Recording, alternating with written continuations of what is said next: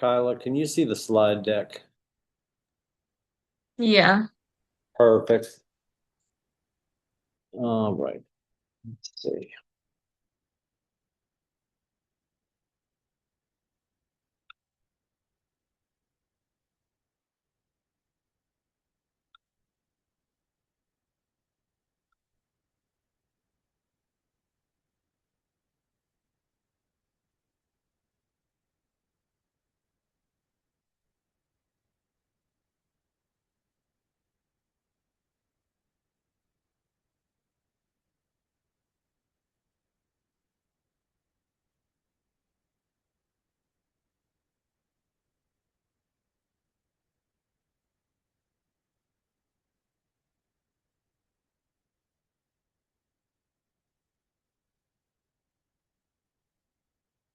All right, we're gonna roll.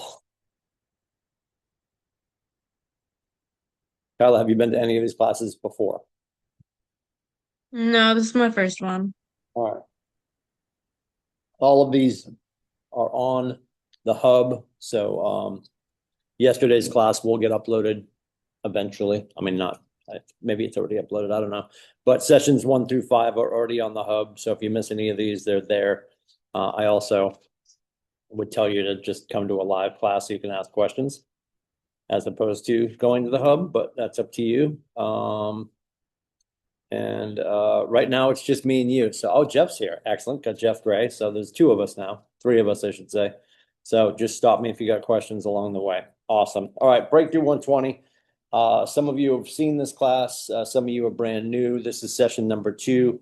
This is follow-up. We talked about database yesterday. We're going to talk about open houses. We're going to talk about appointments, and we're going to talk about social media. These are all week long, Monday, Tuesday, Wednesday, Thursday, Friday. Sessions 1 through 5 are already up in the KWCLM hub. Go to live videos or learning videos, and you'll find them on our YouTube page. And of course, the next 3 classes are happening here in Portsmouth in person in the Shark Tank, or you can be right here on the Zooms at kellerbreakthrough.com. And we're going to get rolling with today. So if you need the workbook, the QR code's right there. If you already have it, great. It's not the worst thing to have because there's some stuff that I'm going to reference that's in there, like yesterday's list of all the people that you could talk to build your database, some people you might not consider thinking about. I think we had 115 different people that you could consider to talk to add to your database that might not be something that you would consider, like uh, your barber, your esthetician, your dog walker, like all that kind of stuff. And maybe you don't have a dog walker, but my point is there's people in our life that we give our business to. I'm thinking of this right now because my son blew a flat tire over the weekend, and my old car, his car, is behind me right now at Gino's over here in Portsmouth. And obviously, if Gino ever did something with real estate, which he has, he would come to us. We would hope, if we had made sure that he knows that we would like to help him, because we bring a ton of business to him, obviously, because he's very convenient. By the way, he's right there if you ever need to get a sticker or anything. Uh, People are coming in. What's up, Ken? How are you? Not too bad. We're just getting started, and I've got it up there. Oh, sweet. So you can just sit here and watch. Yep. And if you got questions, you can yell because they can hear me through this. Can somebody talk? Because I think when I moved it to the TV, you're going to come screaming through the TV, which I do not want. I can hear you loud and clear, Bob. Oh, you're coming through the computer. Good. Because yesterday I had it up on the TV and you guys started talking. It was really loud, and that TV's on the wall connected to Nina Fee's office, and I don't want to piss her off. Just in general. All right, so let's start to roll. Here we go. Hang on a second. There we go. All right, the goal for Breakthrough 120 is to have 10 real estate conversations 5 days a week for the next 120 days.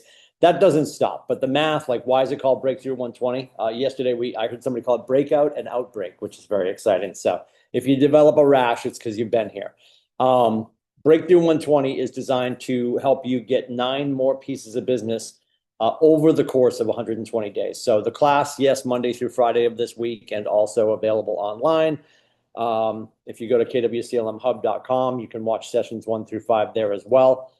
If you're doing that, And you marry that to the lead generation of at least 10 conversations, and very clearly saying conversations only for the fact that I think people are like, well, I made 10 phone calls, or I dialed the phone 10 times, or whatever. It's 10 actual conversations, and conversations, real estate conversations, where we ask the people that we're talking to if they know anybody that we can help. I don't want you to pick up the phone. I know everybody doesn't want to call their friends because they don't want to have the conversation of like, hey, Timmy, how's it going? You going to buy, sell, or invest today? No. Okay. Call you in a year. Like, that's not what we're talking about. We're talking about having a normal conversation. We talked about the Ford acronym yesterday. Does anybody know what the Ford acronym is? What does FORD stand for? Anybody? Not as good as a Toyota. Not as good as a Toyota. Fix or repair daily, found on road. Yes, I know. I have a driveway full of Fords and Lincolns, so I'm well aware. Everybody makes fun of all my cars. So Ford, family, occupation, recreation, dreams. Or you might hear people call it FROG, family, recreation, occupation, goals, because goals and dreams are the same thing.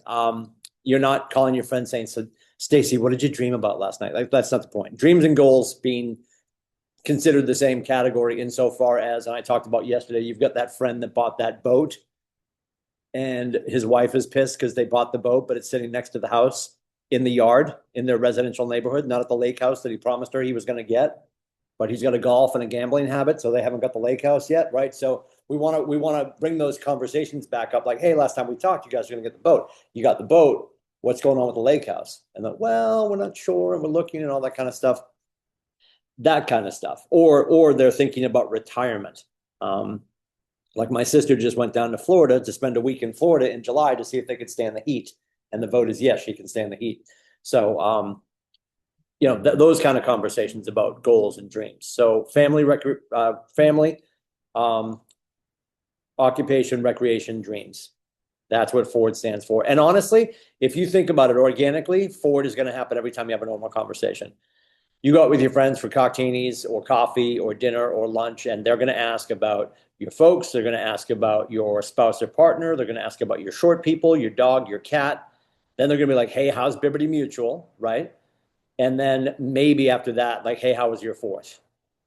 But more often than not, organically, a human conversation is going to be family, and then work is going to come up after they ask about you and your family. So it's just a reminder for us, are we hitting all those categories? Because those are all opportunities for stuff to come up. Yeah, my sister's good.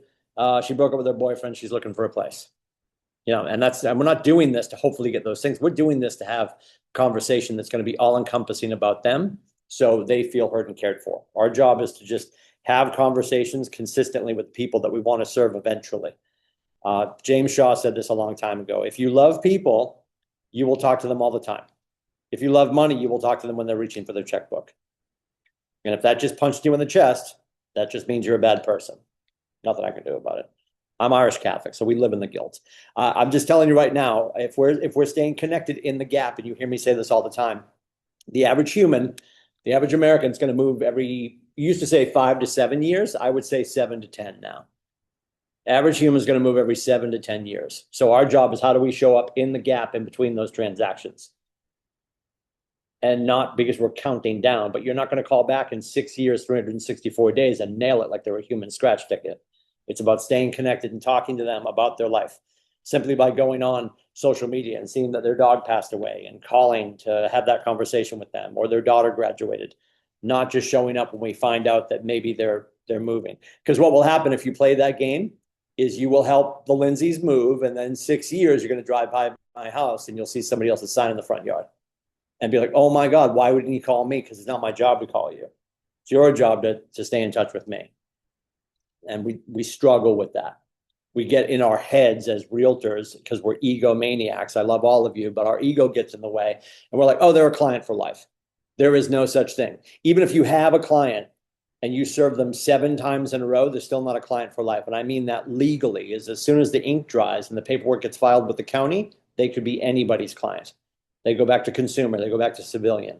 So as much as we can feel in our hearts they're a client for life, they do business with me all the time, we don't want to start reading those press clippings, because that's when we get out over our skis and then suddenly somebody moves in a different direction because people made them feel heard and cared for, not just transactional, right? We want to show up emotionally so they come back to us transactionally.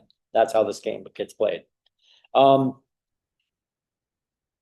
talked about part one and part two yesterday. Just a reminder, this is part one. We're going through all the sessions this week. This is how we're going to teach this class moving forward. I know in the past we did consecutive Mondays. We're going to start teaching it in a straight week every month. So we will do this again in September, October, and November. I think we're going to pump the brakes on December just because people are busy with Hanukkah, Christmas, and not really caring. And we'll get back into it in January. Not to mention we also have business planning clinics going on all fall. So we might throw this in December. I'm not sure, but we're going to start teaching it this way. And this is how Gary wanted it taught. He wanted it taught Monday through Friday. I'm a maniac. So I was like, I think I'm going to do it on consecutive Mondays because I felt like it would give you guys more time to implement. So we're just going to A/B test this and teach it straight through in a week for the rest of this year to see how we think it goes.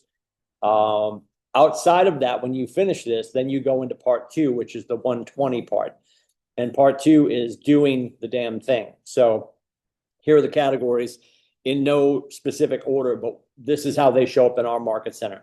The lead generation accountability is that midday protocol conversation that we have today at 12 o'clock and almost every day at 12 o'clock. We will not have it tomorrow at 12 o'clock.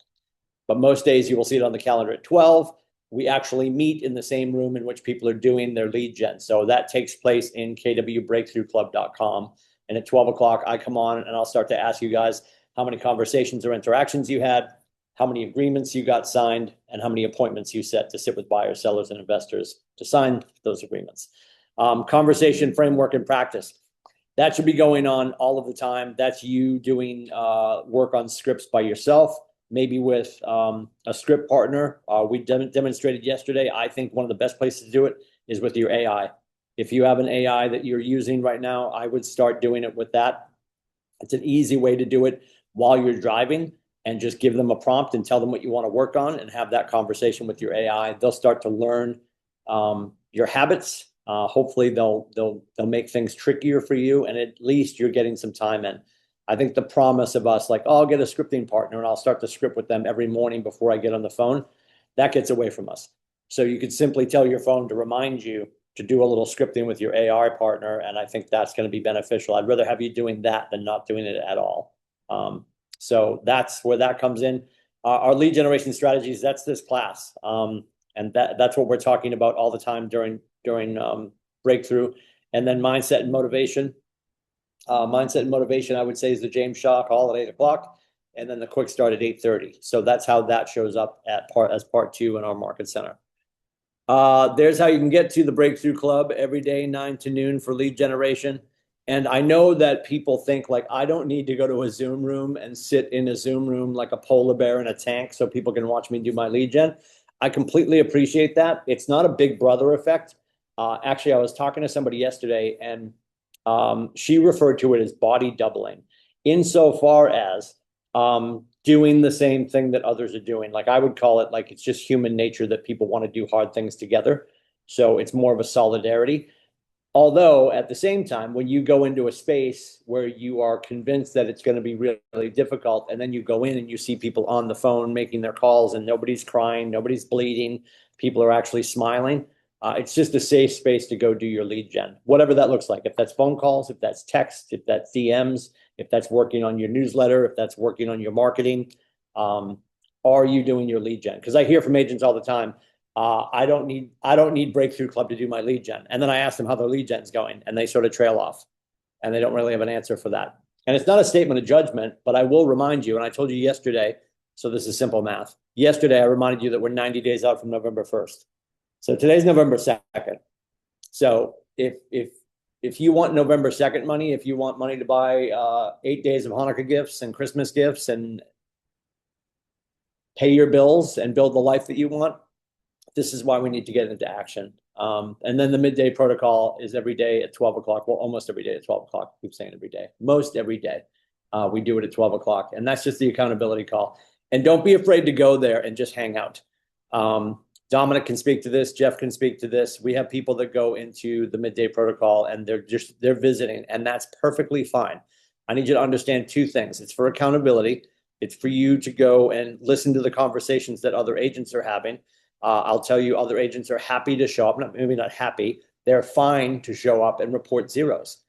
if you are consistently showing up in that conversation, holding yourself to account and reporting whatever numbers you have, and 0 is a number, the probability of you having a bad quarter is going to drop drastically. If you're holding yourself to account every day and you're reporting a 0 here and a 0 there, the probability that your weeks are going to be better, your months are going to be better, your quarters are going to be better improves. So if you think about any space in your life where you were successful, somebody was holding you to account, most likely. And that's what this is for. And we feel strongly about it. The people that are in the room are making connections and building their businesses. And I think it's a worthwhile use of your time.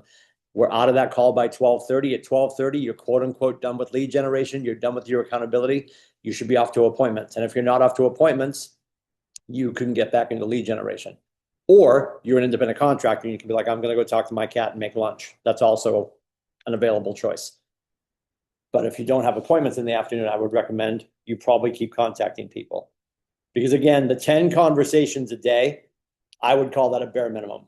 We used to say way back in the day that it was about 19 no's to a yes. And now the conversations we're hearing from people, it's getting into like the 40s. So you need to have a lot of conversations to find that person that, and not somebody that wants to do business with you eventually, but if you're looking to get somebody that's interested and they're ready to move forward, we need to have, and that's a national average too. So you might be in a flow right now where you're like, hey, I know about every 25th conversation I have, I'm finding an opportunity. Fantastic. I can tell you people aren't finding opportunities if they're not talking to people. And it doesn't need to be the phone. You're going to hear me stress the phone because it's the fastest way for you to get a hold of people. And I know a lot of people are like, nobody talks on the phone anymore. I need you to break that mold. You can text your way into a conversation and then hopefully get them onto the phone. We have yet, maybe it's going to happen in a couple of weeks in Texas with Gary. We have yet to have somebody on stage with Gary that is texting their way to greatness. It's not happening yet. Will it happen eventually? Sure. But we also know that people are going to make decisions. Logic will make them think, emotion will make them act. And your voice and the passion of your voice and the tonality in which you're delivering the words that you're sharing with them is what's going to get them emotional about the opportunity. And we're only asking questions. There's no hidden secret, like, what should I be saying to these people? Just keep asking questions. Just stay curious about what they want to do with their next steps in their life. If it's a real estate move, and let them uncover their own motivation. If we let them author it and it's their idea, it's going to be fine. We're not getting on the phone with our friends to hopefully make them buy something. We're getting on the phone with our friends to find out who they know that we can serve. And you have to be okay with the fact that your friend Stacy might put you in touch with her friend Julie, and her friend Julie might not move for 5 years. I think everyone on this call and in this room is going to be in real estate in 5 years. Would you take business in 5 years, Dominic? Yes, because you're going to have somebody probably going into kindergarten, right? I know your wife. Yeah, I know she's not pregnant, but I'm just saying, you guys are going to have short people soon, right? Yeah. Diapers are expensive. Yes. So like, do we want business in 5 years? 4,000% we do. Yes. So we got to be okay with that long play. And I think if we're consistently doing the business, that's when it will start to show up. I've always said I would have people call me back when I was doing my lead gen. And they weren't calling me back because like I called them Monday and it's Wednesday and they're like, oh, Timmy, we're good to go now. They would call me back and I had talked to them months ago, a year ago. Like I still have archaic campaigns running from certain tools that we had used way back when. And I still get people that reach out, which is ironic now because I'm like, okay, I haven't been selling for 12 years, but don't worry. I have 565 people on my team and I can send them out to one of you, right? But I still have people reaching out to me because I'm still staying in touch. And it's a drip campaign that they think that I'm sending out, which I am technically, but am I hovering over it every day? No. So all these things will come back into fruition for you.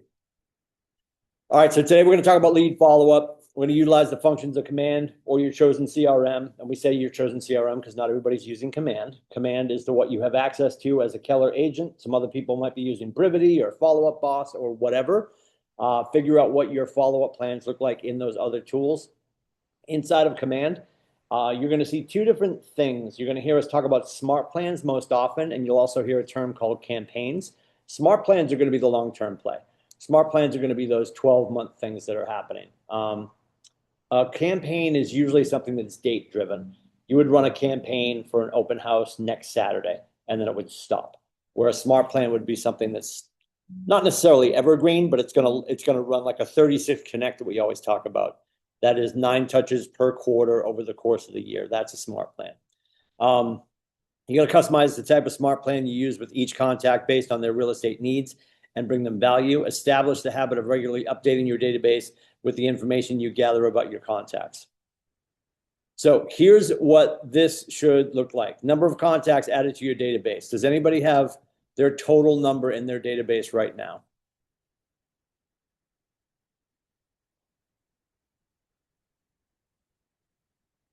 Anybody? Do you have, what's your? Up right now. That's okay. 1722 today. 1720. Where were you yesterday? 1720? 1720. Oh, look at you.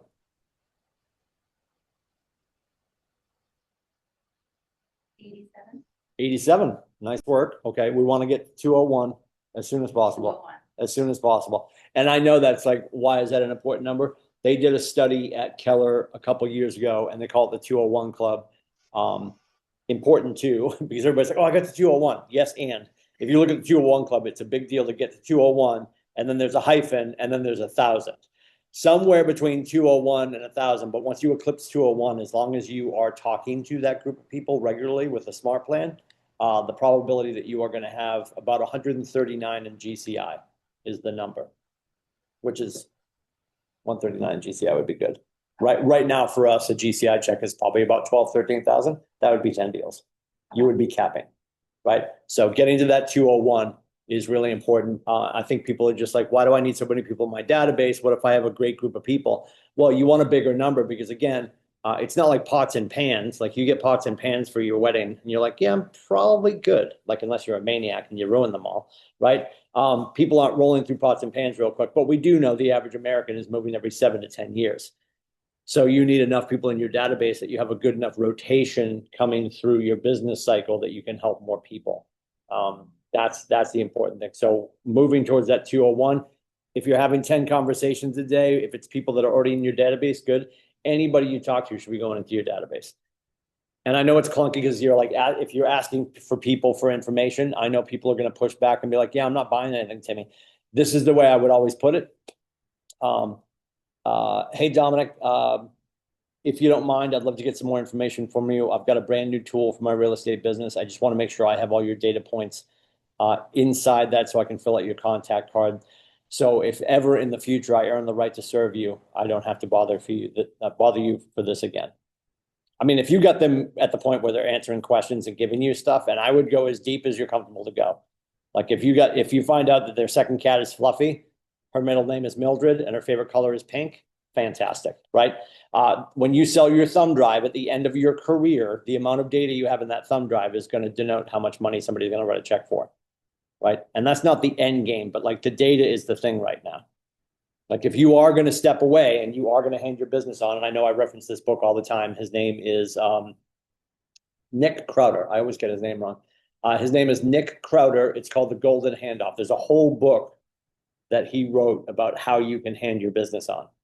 And what it really comes down to is how big is that thumb drive that you're handing to somebody?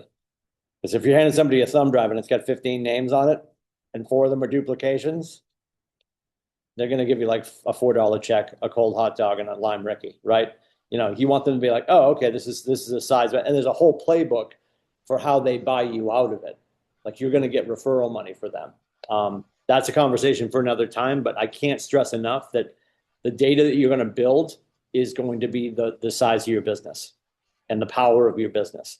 So as you're going through, if you only have somebody on social media and you have their full legal name, great, that's a good start, but we do need their phone number. We absolutely need their email address. You want their mailing address and their physical address because we want to be able to do neighborhood nurtures for their physical address. We want their mailing address because if they're a property owner in Somerset, Massachusetts, but they live in Florida, we want to be able to talk to them about that piece of property they own in Somerset because maybe they're going to sell that at some point. And we want to be able to sell them reports on that piece of property. And do you have to do it all at once right away? No, but if you get somebody on the phone and they completely understand that you're filling up their database and you're not going to start to spam them, you're simply just filling out your database. Nobody's going to be freaked out by that, especially your closest friends. Because you could have a friend who's in the industry and they start getting all your stuff and then suddenly you start getting crap from them. You'd have no problem calling them. and being like, Jack, what are you sending me? I told you we're not moving. Like, stop sending me that stuff. But you're my guy, but stop sending me that stuff. But if you have a conversation, like we'd love to get a lake house eventually, I would say, honestly, talk to me about what that looks like. And let me set up a drip for you. And I don't care that you might not be shopping for your lake house for 7 years. What if circumstances change for you and Janina, and in 4 years you buy a house? Like, you never know when the circumstances are going to change. That's our other challenge. I think we fancy ourselves as these people that we know everything that's going on in all of our friends' lives. We have no idea. One of your friends just got fired. One of your friends just lost a parent. One of your friends has a spouse that's about to get deployed. Like, we have no idea what's going on in their life. That's the challenge. The video game of what we do is staying in touch with them so we can serve the changes in their lives. So a progress report on a daily basis. Where's your database at? How many did you add? For example, Jeff Gray added 2 people in the last 24 hours. I would put him in the top 1% of all American realtors for doing that. Because yesterday was Monday and the sun was out. Now it was raining here, but the sun was out most realtors are doing 0.0. And I need you to lean into that. I'm not saying that to be negative. As your friend and your coach, I think we catastrophize how much we're not getting done. And we absolutely overload what we think everybody else is doing. Don't forget the 80-20 rule. 20% of the agents are doing 80% of the business. So all the agents in America right now, what do we say? They'll probably have about 4.1 million transactions this calendar year. There's about 1.5 million agents in the entire country. And 80% of them yesterday made pancakes with their cat mittens, which I love. Good for you. But don't think like you're getting lapped because you're not doing enough. If you're doing anything operational like this and adding people to your database, you're doing better than most. I would bet 91% of American agents yesterday probably didn't add a single person to the database, because it's the biggest struggle that we have. The owner of our company, if I ask him in front of all of you, Nathan, what would you have done different as an agent? He'd say, I would have focused on my database. When you hear me joking about people driving around with phone numbers and nicknames written on cocktail napkins and 3M notes, that's Nate. That was Nate's entire sales career, because that's how he operated, because he's a high D. But if he could go back, he's like, oh, it would have been great if I had a great database. He does now because he has other people in his life that fixed it for him. But he was a hot mess and he was still able to do what he did with his sales, right? And he had a really great sales career as an agent, but he could have done better, and he knows that, because his database could have been stronger. Because your database will do for you what nothing else can do. Everybody's like, oh, I got my phone. Don't worry. Got my iPhone, Timmy. I got my brand new Galaxy 27. It's fantastic. It's going to do it. This is my database. It's not. This is your Candy Crush machine. If you're single, it might be your Tinder machine. It's doing a lot of things. It's not calling people. It's not reaching out to people on your behalf while you're doing other things. So you move the humans from this into your command, and then you give them a task like a smart plan. So while you're sitting at your niece's soccer game, your friend Stacy is getting an email, an appropriate email, not an email like, hey, I know you're interested in investing. She's not interested in investing. She wants the lake house because her husband's a jackass and he bought a boat, but there's no lake house for the boat. It's sitting next to the house, right? So Stacy's trying to find a lake house. So we're sending her lake houses, not to annoy her, not to pressure her, and this is how I would put it. You're going to get people to tell you all the time, yeah, I don't need a listing cart right now, Timmy. Like, we're not even close to in the market. Completely appreciate that, Stacy. And here's what we know. And I love that phrase, because when you say, here's what we know, they tend to believe what you're about to say. And not that I'm saying something that's not true, but I'm going to go to feel, felt, found. Here's what we know. I understand how you feel. Had a lot of clients that have felt the same way. And yet what we found is when our clients start to look at the market as soon as possible, it could be years out. When you enter the market, you will feel more educated and you will have a nicer experience. And I don't want you to miss anything. So what if we're looking at something and your circumstances change and you guys can pull the trigger and move forward? So getting them on a listing cart as soon as possible is the differentiation between, and I have a problem for sure. I get on Amazon and I have to like talk myself out of stuff, right? But if you're physically in the store walking around brick and mortar, like, I don't need a new sundress, but I'm like, I think that would look good on me. And I start walking around, I'm suddenly shopping. And I was like cutting through the store to go get something else. So if we can get them looking at the property, that will emotionally change their state. right? And logic's still going to make them think, but now they're looking at the houses, they're clicking through pictures. You can see what they're doing too. So they're going to reach out to you and be like, yeah, we've been looking at some of the stuff you sent us. Maybe their whole timeline changes. And again, don't forget, Gary Keller, you're never going to have somebody buy, sell, or invest until it's appropriate for them. I mean, I've not met one of our agents in all of my years that said, you know what? I put a couple of pictures in front of somebody and it was almost like I put them in a trance and they suddenly started to reach for their wallet. Like people are going to buy when they're ready to buy, but they're also not going to buy if they don't understand that they have the ability to do so and what they're looking for. Most of our buyers get locked up because they're convinced that the market doesn't bear what they're looking for. So put them in front of what's coming onto the market. It's the least you can do. And it takes zero time for you to do that. And it'll be fruitful for you moving forward.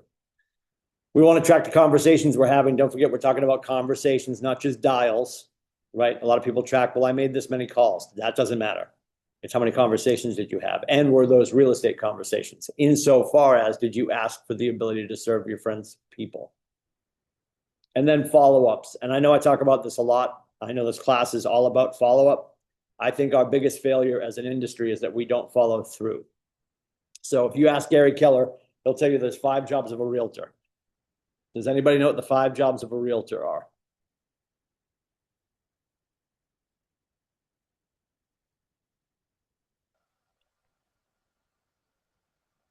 Dominic for 500, go ahead. Role play, prospect, follow up, go to appointments. Oh my God, you're so close. I thought I had it when I got role play, and now I'm spacing the last one. Well, what would happen on the appointment? God willing. Oh, well, signing the agreement, then closing. Well, so sign an agreement, but then once you have an agreement signed, what do you have to deal with the other broker sometimes? Negotiate. Right? Negotiate. Thank you. Negotiate. So yeah, Gary, in Gary's order, it is script and role. Well, he actually doesn't say script and role play first. This is where I fight with Gary. Gary says lead gen, lead follow up, and then he says like after lunch, then you're going on appointments, negotiating contracts, and his fifth role of a realtor is to script and role play, which makes no sense because I would say most of the universe does it first thing in the morning. So I would add one to that. I would say there's 6 jobs. So I would open up with script and role play first thing, then I'm going to on the phone and lead gen. I'm going to do some lead follow up. And I think what we're missing as an industry is the lead follow through. What I mean by that is you've been talking to somebody, they finally ask you for something like, hey, you know what? You had mentioned that you could do an equity update for my property. Can you send me one? And you're pulling a Nate Dickey, so you're like in your F-150 driving, and you write it on a 3M note. Now it's blowing around the cab of your truck. You get back to the office. Do you remember to do the equity update? No. 8 days later, your friend Julie calls and she's like, hey, I was looking for that equity update. Did you ever send it off? And as soon as her name pops up on your phone, you're like, oh shit. You forgot. That's the lead follow through. And the challenge there is you've nurtured the relationship to the point where they believe that you're actually a realtor. And they're like, okay, he really does this. Every time I talk to him for the last 6 months, 9 months, 12 months, he's still doing real estate. We're actually going to give him a shot. Send me that equity update that you mentioned, Dominic. And then you don't because you didn't have a system to actually remind yourself to do it. You could have put it into her contact card as an activity for you and your team to do. And you didn't. And that's what invariably happens. We miss these at-bats. And now, the first time she asked you for value, beyond you staying in touch with her, you dropped the ball because you didn't have a system in place to remind you to redeliver the value. So I think the follow through after the follow-up is sort of the missing piece, at least for me. Then after that, we're going on appointments and we're negotiating contracts. Think about every day, did I do one of those 6 things? Did I script and role play yesterday? Did I lead gen yesterday? Did I follow up with anybody that I've made a contact in my real estate world yet? Did I follow through on anything that was requested of me? Did I have an appointment yesterday? Did I negotiate a contract yesterday? What do we know that we can do every day, no matter what? We can definitely script and role play. We can definitely do lead gen, and we can definitely do lead follow-up. Like those 3 things should be happening every day. If you're not doing that, simple question, why? Why are we not doing that? Absolute disdain for money, vacations, And again, it's not all about money, but we are here to be profitable. Is anybody not here to be profitable? Is this just fun for people? just stretching our legs, right? We're all here to be profitable. And I would argue most of us have things that we want to do for our loved ones. That's what it boils down to. So that's why we're doing what we're doing. And then what do we got for challenges from anybody? It doesn't have to pertain to like the last 24 hours since class number 1, but any challenges people want to share. And this is a safe space because everybody has challenges.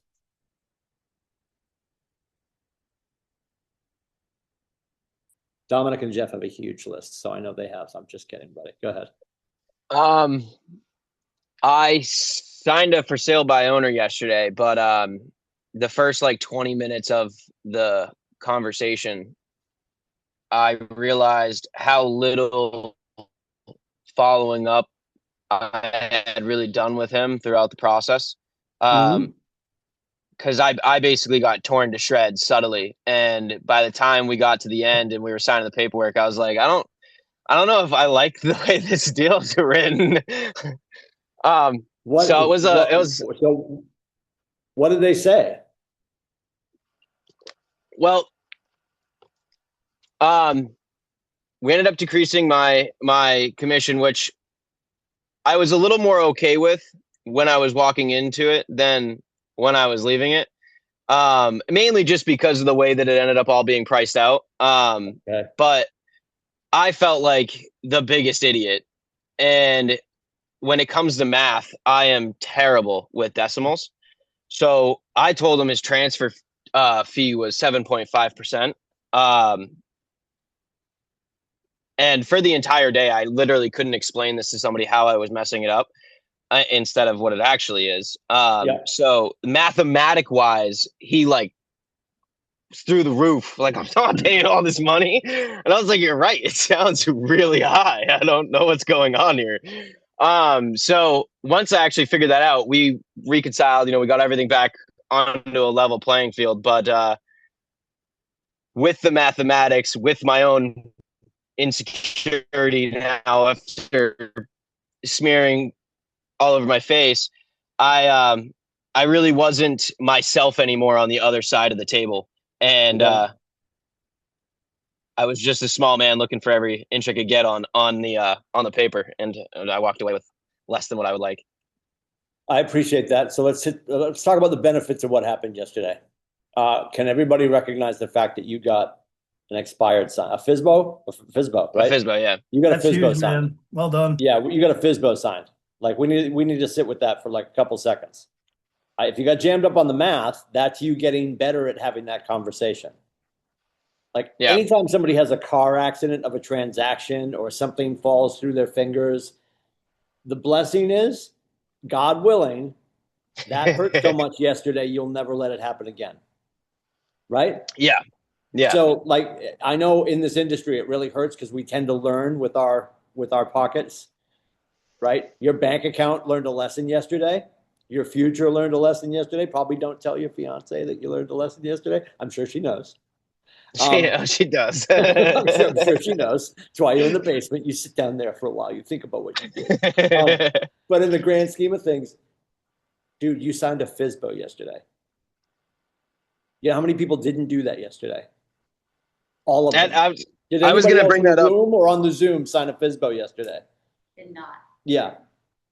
You did. That's a great job. So the math is not delicious. I'm telling you right now, navigating this FSBO, getting it to the finish line, and turning, somebody who was going to go Wild West into a real estate consumer and client with Keller Williams is a hell of a job. And let the math sting so you never let it happen again.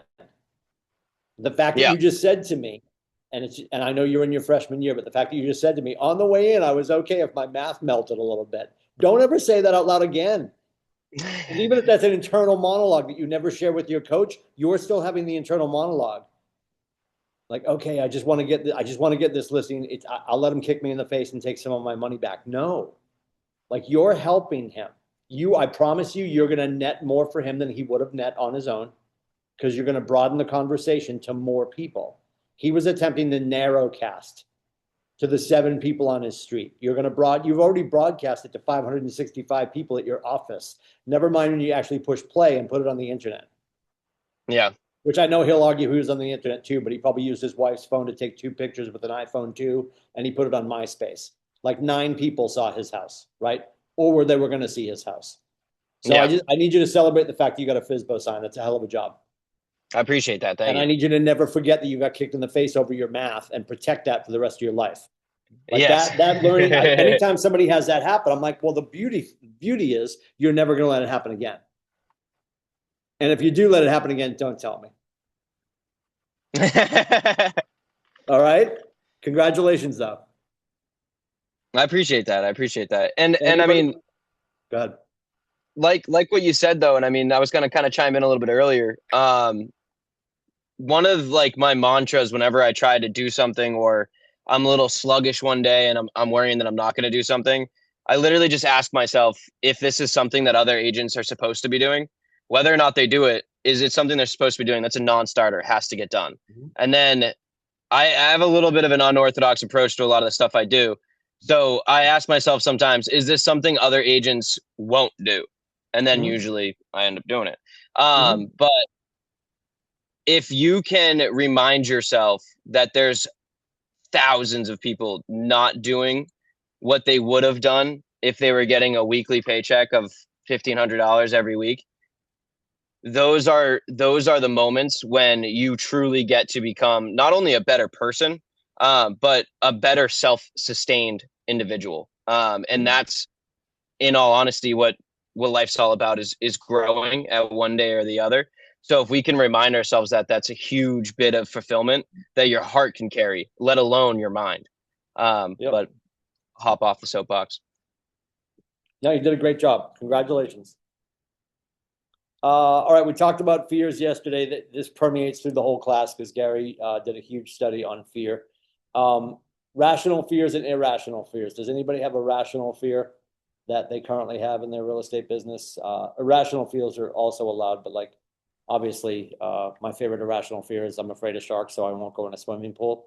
You know, there's some stuff that we use as excuses, but what are some rational fears that we have right now that are challenging us to move forward in our business? Not knowing where my next clients are going to come from. Okay. How many people do you have in your conversation with right now, though? 15. 50. Is that what you just looking at whiteboard? Yep. Okay. Okay. Very good. Or like not knowing, or just wasting time with them and not knowing when they're going to be ready, I guess really is more the not wasting time. You know what I mean? But like Yep. not knowing when they're going to be ready, just staring at it. Yeah. Yeah, I hear you. There's that audio piece. I think it's Robin Williams from I forget what is it, the museum one, I think, and it's Robin Williams and the kid says to him, I have no idea what I'm going to do tomorrow. And Robin Williams says, isn't that so exciting? Like, you know, I mean, I completely understand where you're coming from. Like having days that you're sitting in your office just working, like I have nothing, nothing under contract right now. Absolutely. My entire time that I was selling, we sort of traded places. I was leaving radio and I was the stay-at-home dad, and then Janina came home and I started. So for 4 years, I was the only person making money in our household. So it's probably when most of the gray hair showed up. It was challenging at best, so I completely appreciate that feeling. But you have 15 things on your whiteboard, so that's exciting. Making sure that you're having that weekly conversation with those people is important as well. Anybody else? I'm in the process of signing my first client. Love that. They are close friends. So I think there's a fear of messing something up along the way, with them being my first and being such close friends. Yeah. So that's something that's kind of top of mind throughout each step. Okay. Okay. She's signing her first people, and they're close friends, which is always fun. Yes. Always fun. Yes. Over the course of your career, there will be people you'll probably work with, and there'll be some people you'll be like, you know what? Let me get you somebody who's a perfect match. A perfect match. Because your friends without fail will take license with you because for some reason, and a lot of it is our own doing because the way we treat ourselves in our industry, right? Great bold law. People will treat you teach people how to treat you. But if you had dentist office, not one of your friends would jump in the chair and say this root canal's half off, right? Yeah. But they will ask you to cut your commission, which is just so fascinating to me. So, but good for you. Congratulations. Buyers or sellers? Should be both buying and then they'll have to sell their current home. Awesome. Congratulations. That's awesome. Very good. Overcoming fears with action. Fear of being perceived as annoying or pushy. Consistent contact isn't annoying, as long as it's attached to value, right? When you send value-based content, people will remember you being helpful and they will want to talk to you. Fear of not having enough value to offer. You don't need to be flashy, just helpful, human, local. Consistency beats creativity. And if you guys look at the morning news, I always put some sort of a little hashtag for the entire years underneath, the morning quick start. And this year it says consistency over intensity. I think a lot of agents will fool themselves and they're like, yeah, I'm taking a week off because last Thursday I worked 38 hours. Like, nobody cares. Nobody cares if you work 38 hours in one day. And I'd rather have you doing lead gen for God to get started 1 hour a day, every day. And when I say every day, I truly don't mean the weekend. I think if we're doing what we should be doing for lead generation, and I'm talking about like eye black and a helmet and a mouthpiece and your earpiece in, and you're making phone calls, like hardcore making phone calls, I think that's Monday through Friday. I think Saturday and Sunday we're out in the community and our ears are open and we're ready to serve. But I don't think anybody should be on the phone like it's a, Jerry Lewis telethon. Some of you aren't. Kyla's not going to get that. Ask your grandparents, Kyla. There's no reason to be doing that, 7 days a week. And personally, as your coach, I would love for you guys to be doing about 4 days of lead gen. I would love you to be at the closing table every Friday and then going to lunch and then going home to be with your family. And I think that's possible if we get consistent with our activities. Fear you're doing something wrong because you aren't getting results.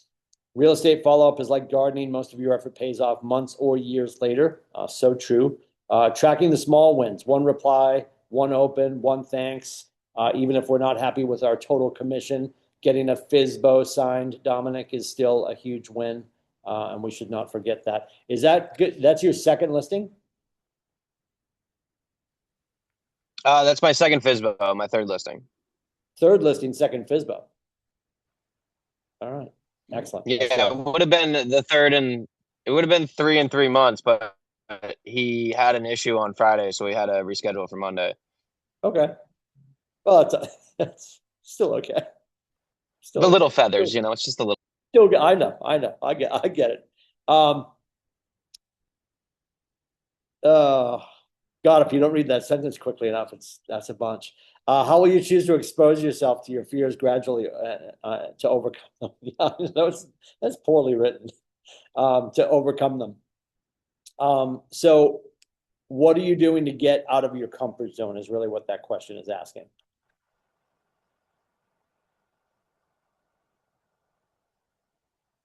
And it's okay if nobody has an answer. This is one of my favorite concepts as a whole, is your comfort zone, kind of going back to that whole growth thing. But I had a horrendous haircut on Thursday or Wednesday. Okay. It looks great, by the way, but okay. Oh, I appreciate it. It took like an hour to get my hair to look reasonable. But she like cut the first part of my head and she's like, oh, hey, I'm not going to cut any more because your hair will stand up. And like the way my hair is all shaped, so soaking wet, I'm like, oh, okay. I mean, like this seems a little shorter. The back's going to definitely stand up over that. Nonetheless, I let her talk me into it and I walked out. So now my hair is ridiculous. So I went on my listing appointment yesterday, all freaked out that my hair was going to do this ridiculous thing. And of course, as I'm driving, it's 2 hours away. My hair continues to set and half it's going this way, the other half of the rest of it is going the other way. I look like a cartoon character, Jimmy Neutron. And I just kind of had to own it because I was late, so there was no changing it. And once I got in, obviously all the other stuff came up, and I totally forgot how ridiculous my hair looked until I got back in the car and left. And I mean, I have an appearance part of my identity is my appearance. So it's one of those things that I try to make sure that I'm able to be as presentable to my standards as I can be. But that was, it felt like going to a wedding in gym clothes. Like it just didn't feel right. Even though in the grand scheme it didn't matter. There was just one less thing that I know that I don't have to worry about to get the end result. Not necessarily something that I tried to end up walking into, but it really kind of helped as I was driving to my next appointment, and I was just like, wow, my hair looks ridiculous, but he signs, the next person's gonna too. You're distracting them. They're like, this kid needs a good haircut. I gotta sign him. I gotta sign with him. He needs a good haircut. Well, if you need a new barber, let me know. Yeah, I'm definitely not going back. My fiance was like, just have her go back and fix it. I was like, I don't want her touching my head. Whatever she was thinking in her mind, it doesn't math out with how my hair should look. Not great. Not great. Anybody else? Stepping out of your comfort zone. How will you choose to expose yourself to your fears gradually to overcome them?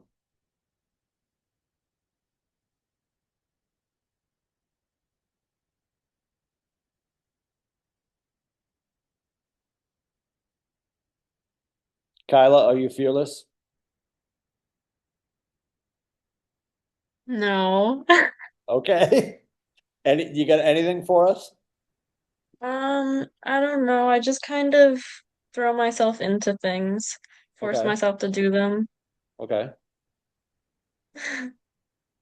What are you forcing yourself to do right now, for example? Unmute your mic and talk to your coach? Yeah. Yeah. Okay, good. Sort of the point of me calling on you. I always say to people, just come to class. I will not berate you. And then I berate you when you get here. You're like, I'm never going back. He's a jackass. Yeah, I don't have anything in mind at the moment. Okay. So what would you say right now in your real estate business is keeping you from doing what you know you should be doing? I guess I just don't know who to be reaching out to. Okay. Do you have a phone? Yes. These are rhetorical questions. Do you have a mouth? Uh-huh. Do you have friends you care about in your phone and your heart? Yeah. When's the last time you actually spoke with them? Not Like a texted, week not ago. DM'd, actually spoke with them. Probably a week ago. Okay. And everybody in your life and everybody in your phone you spoke with last week. No, not everyone. Okay. And this is a grandiose statement for every realtor on the planet, by the way. I'm not picking on you. I'm saying this out loud to the universe. There are people, and I just want you to think about somebody right now. I'm going to count to 3. So somebody just came to mind, Kyla. When we're done with class today, you need to give them a call. Okay. There's somebody you haven't spoken with in a while. And I know the feeling is like, okay, Timmy, well, I haven't talked to them. And I call it a 7-year phone call. I haven't talked to them in 7 years. I completely get that. They haven't called you in 7 years. So right now, whoever calls first wins. And I don't mean wins, but like, when you get that phone call, like you drive and you're like, oh, I should call Kelly. And like you say that to yourself a few times and then you don't. And then the next day you're driving home from work and the phone rings and you look down on the passenger seat and you see her name and you're like, shit, I was going to call her the last 3 days and I didn't. Right. And if you took any Latin, you would remember mea culpa. And I would always do this. I'm going to get a hold of Kelly.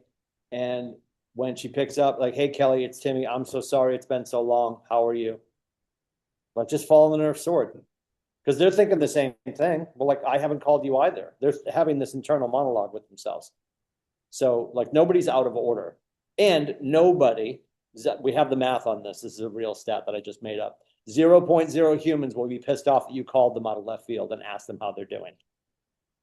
It's 2026. We live in a society that is so friggin' self-involved. If you call somebody that you care about that you haven't talked to in a while and honestly ask them how they're doing, run through the Ford conversation, and then just infer the next conversation. Like, I'm so glad I caught you. I'm so sorry it's been so long.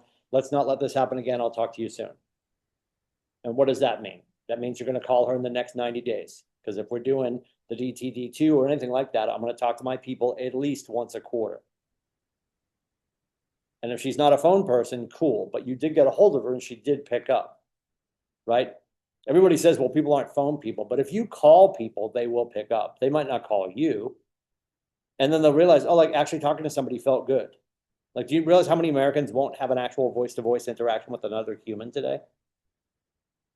Like, that's mind-boggling. And that disconnect is what's making people scarce and not want to be in the term that I've heard as of late is like third spaces.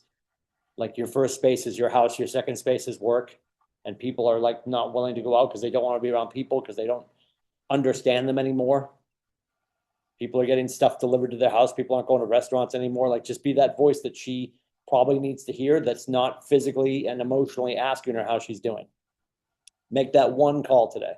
And if you die, leave a note next to your body for your friend to call me and say, Timmy, she made her phone call and it killed her. Otherwise, just text me and let me know that nobody died. Okay? Okay, sounds good. You sound so invested, Kyla. Kyla's like, oh my God, just stop talking to me. I'm so strong on this. I think we are losing connection with the people that we care about. And when we all got here, we threatened to serve all these people in the areas in which we are licensed, and then we don't talk to anybody. And we're waiting for this pixie dust to get scattered, and suddenly people are going to call us. And I'm not picking on the people in this class right now. I'm picking on the entire industry. We are underserving people by not showing up.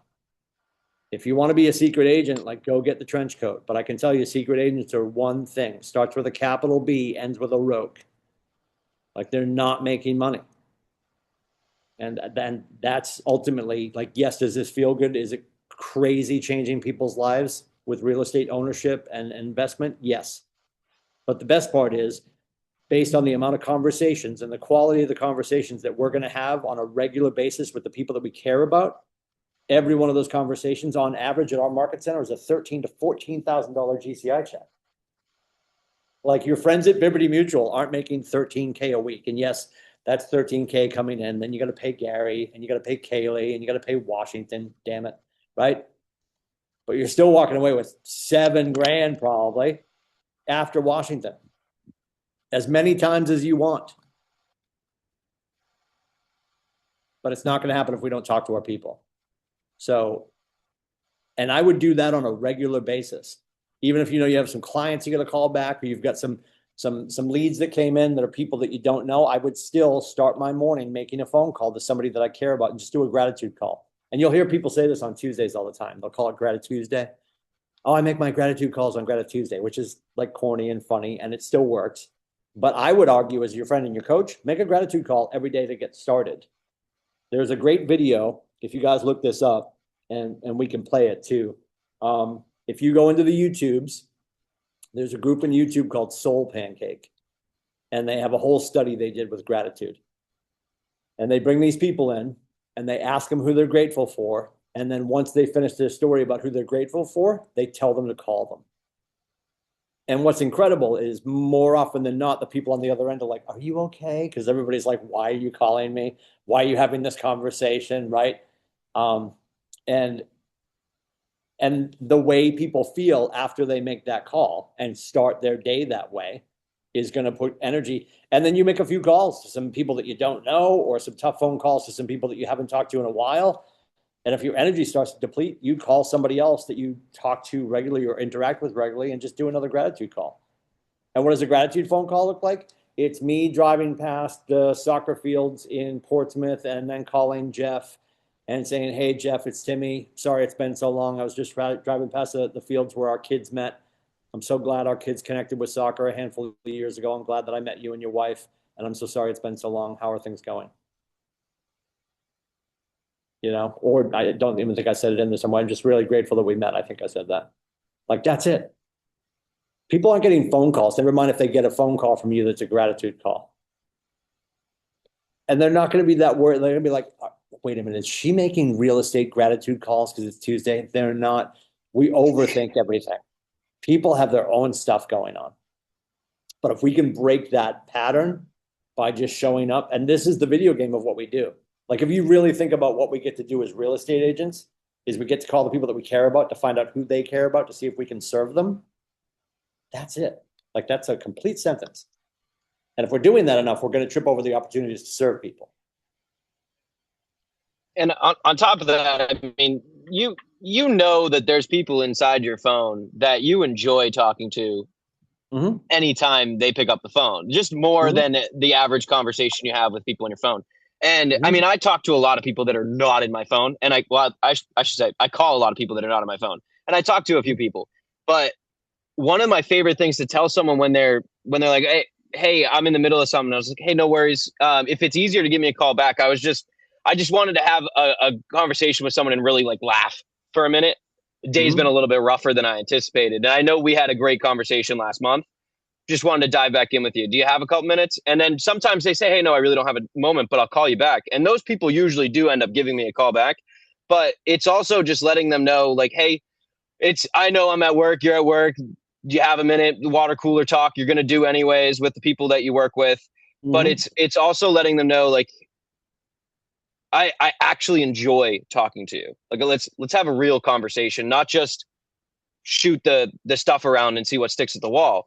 And more often than not, it helps the rest of my day. My day actually turns around from the blah of the FSBOs and the expireds and everything else like that. Well, energy begets energy, first of all. The other piece of that too is, and I think we tend to overthink this, not everybody is sitting in a 100-cube farm at Liberty Mutual. Like, do you really know how many of your friends are still sitting in corporate America and how many of them are home staring at their cat right now that's stretched out over their pink keyboard because they work from home and they've been working from home since 2021? They'll take your call. I mean, they've got their fan pushing a straw, moving their mouse, so the VPN from the main office thinks they're working, and they're waiting for the 12:30 Zoom call with their team. And them and their cat are making pancakes right now. They'll take your call. So not all of our friends are necessarily in their office in corporate America. That's the other piece of that too. And on top of that, point made, those people are not having the interaction that, like, I can't even imagine. And yes, I'm an old head, but like even when COVID hit, I kept coming in because I'm like, if I don't get up and shave and shower and put on pants, this is going to go sideways. And not to mention my wife was working from home. My boys were studying from home. God help me. It was a mess. Yeah, like I would have got nothing done and I would have lost my mind. My point is coming in here and having this interaction, I would never, like if Nate's like, you can all work from home, I wouldn't be able to do it. Like, and yes, I meet with a lot of you on Zoom, but being in the office and I don't even really leave my office that much, but just being in here and being near other humans, it makes a difference. So I think, again, back to that connectivity. When's the last time this person you're about to call isn't hanging up a phone call to take your call? They haven't talked to anybody in a while, I would bet. And seeing your name on their phone is going to make their face light up and they're going to take your call. And I think we're overthinking it. You're not bothering your friends. And you would be pushy. A couple slides ago, it's like, I don't want to be salesy and pushy. Then don't be. Just have a human interaction. Just talk to your friend as you would. What's going to come up? They're going to ask you about work. And if you're just getting started, and for you and Kyla, if you're just getting started, like the next 18 to 24 months, I've said this to everybody, like your job is to make sure everybody knows what you're doing now. So they're going to ask you about your other work. So how's work? That's when you say, oh, I'm glad you asked. Got my license with KW. And I want to help pick a number. I want to help 7 more families before the end of the year. Who do you know that I should know? Right? Like, and they want to help you. They want to help you be successful. So much opportunity. All right. So we talked about prospecting and marketing yesterday. Prospecting is you're reaching out to leads or your people. Marketing is you're attracting leads. Prospecting is active. Marketing is passive. The leads come in. When a lead comes in and you talk to them and you earn the right to stay in conversation with them in a real estate business sense, they become a contact so you can stay in touch with them. I connect with my contacts regularly. They're in your database. You're putting them through a system. And then you get to the appointment because they finally choose to use you because you've stayed in touch all this time. And then you sign them and they become buyers and sellers and those go to listing agreements and then get to closings. So when we get to all of that, if you go through that whole funnel, do we want new business, repeat business, or referral business? Yes. Yes. Thank you, Jeff. Yes. We want all three. We want new business, we want repeat business, we want referral business. So the repeat business is making sure we stay in touch after the fact. And presuming a lot of your business in your freshman year might be buyers, we want to be really careful about not orphaning buyers. We do that all the time. You get a buyer, you get them to the finish line, you get to the closing table, you're doing paid at the table. Jenny Kopp slides your check across the table and it's got your name on it. I'm going to the bank, or I'm going straight to the liquor store and I'm going to cash this. I'm joking. You would never do that. I'm going to cash this, and this happens all the time. Friday you're realtor rich, and Monday you're broker broke. And you have not set any plan to stay in touch with your buyers, who arguably in 7 to 10 years will what? List that house. And they might list it with somebody else if we don't stay in touch with them. So having that follow-up plan behind that conversation. When they come in from your lead sources, we want to make sure that we're tagging stuff too. Really important. You can go in and add tags. And people argue like maybe you can add too many tags. I think I disagree with that. If I opened up your command, Jeffrey, you tagging a lot of people in your command? I tag really everything and very strange things as well. Like I have, I go, most of my contacts that I have probably have 10 tags minimum. Okay. But I'll tag even obscure stuff like, likes Grillo's pickles or something like that. Like, so if it ever came up, I'd be like, oh, here's this sale on this product. Oh yeah, these 3 people love that. I'm going to send it along. You're sending out Grillo's pickles coupons. That's right. No, I get it. No, I mean, I think people overthink it. They're like, well, I would never. Like, I think if they're a dog owner, you're going to figure out what kind of dog, because I think that's a no-brainer. People For me, like the key is like color coding it so it like somewhat makes sense. Like where they live is one thing, what they do is another color, a hobby is another color. So like that way, it's like I don't get lost. I think that's at least in command, that can get a little wonky because you have so many things and so few colors. So if you just try to stay consistent, at least that's what I try to do with it. It makes my life a little easier. Yep. Some people even will do the tags with the DTD2 tags just to make it easier to roll through that. That's another one. But I think, dog owner, cat owner, craft beer, car enthusiast, all that kind of stuff. I don't think it's wrong to do that, because to your point, something comes up and it's going to be in town and there's some huge car show. Letting all the people know with some curated email that that's coming and that you're going to be there or whatever, just makes sense. We want to continue to remind them that we know everything that's going on in the area. It's about becoming the mayor of the town that you want to serve. Go ahead. Also, like agents too, like what areas they work in. So if you have a property come up, you can hit them with an email, like just knowing, like, are they in New Hampshire? Are they Seacoast? Are they Lakes? Are they multi-state? So I don't know. I get pretty granular when I do it. Yeah, sure. Buyers, we want to send property searches. Sellers, we're doing the neighborhood nurture. We're going to reach out to recently active, and we're also going to call quarterly in a TCPA compliant way. When we say quarterly, because if you do the DTD2, it's going to come up every 13 weeks to call your people based on the 2 calls a week, 13 weeks in the quarter. This is challenging math, but here we go. And I know I promised there'd be no math, but here it is. 87% of sellers said they would use their agent again and refer them to others. Only 29% of sellers used an agent they had used previously. Why do we think there's a disconnect?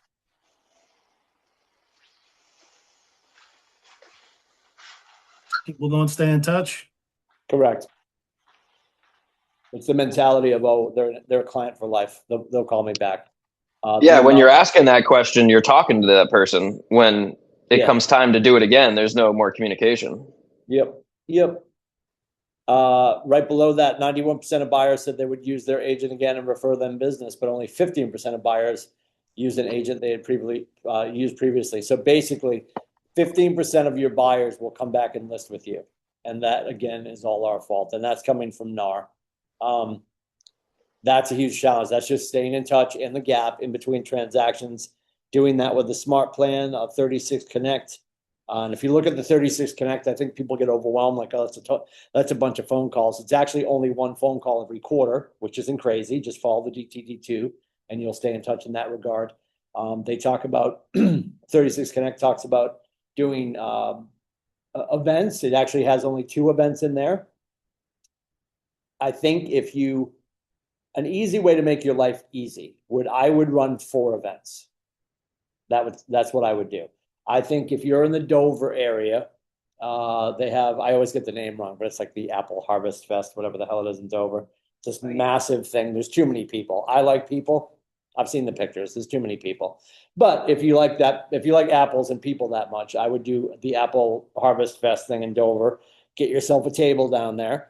And you just start calling everybody you know to ask if they're going and let them know that you're going to be there. And you're going to see a ton of people. You're going to have a ton of conversations. It's going to ingratiate you to the community in which you're threatening to serve if you're a Dover person or if that's your focus.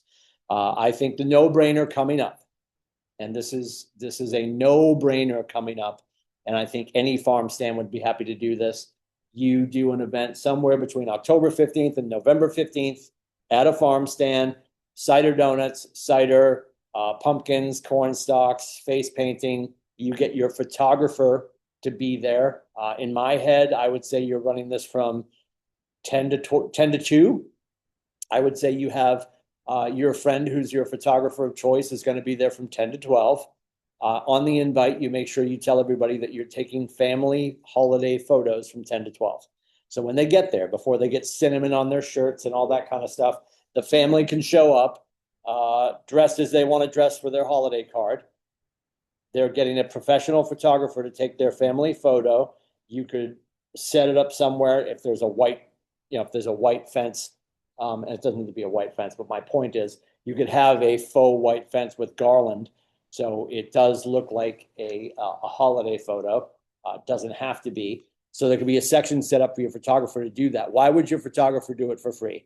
Maybe they're just awesome and they would do it for free, but you're certainly not paying them because you want to keep this from being cost prohibitive.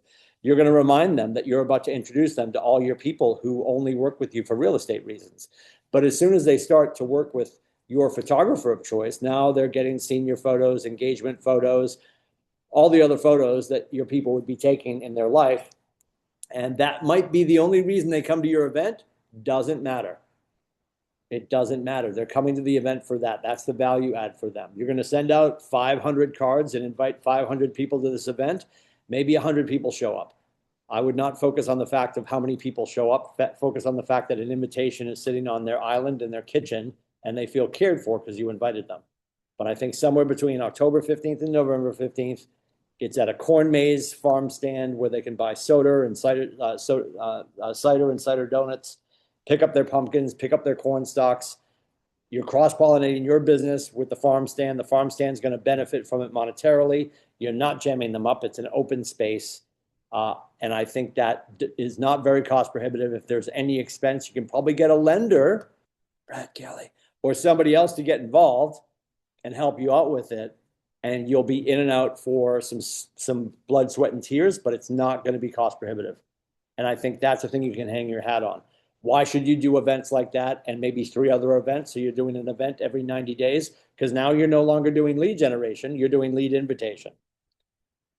All of your phone calls leading up to the event that happens November 7th is going to be, don't forget, can't wait to see you. Then after the event, sorry we missed you, glad we saw you, and my next event is X. And you figure out what your next event is, which is maybe a movie at, a movie theater that you can afford to rent out, which wouldn't be crazy. Again, you're going to get somebody to help you do it, get your lenders involved, get title companies involved, share the cost. And now you're inviting them to your next event. And the phone call after the event is inviting them to the next event. I guarantee you teams are doing this and it's working for them. So every time they see your face on their phone, they're like, oh, it must be the next event. Not like, oh shit, what does she want? She's trying to sell a house again. And is it a lot of heavy lifting to get started? It can be, but this could become your whole business. You have 4 events every year and all of your conversations are around the events, but aren't I supposed to be selling real estate? Yes, that will happen in the gap. This is how you're going to show up as a human. And it's going to be what you're talking about all the time. You're always talking about your next event. That infers your next phone call, your next conversation. Because you're going to have people in your life that will go to all your events and never buy a house from you. But they'll send you people. And we're going to have people in our life that we never want to work with. I have some people that I'm like, oh, thank God they never bothered me.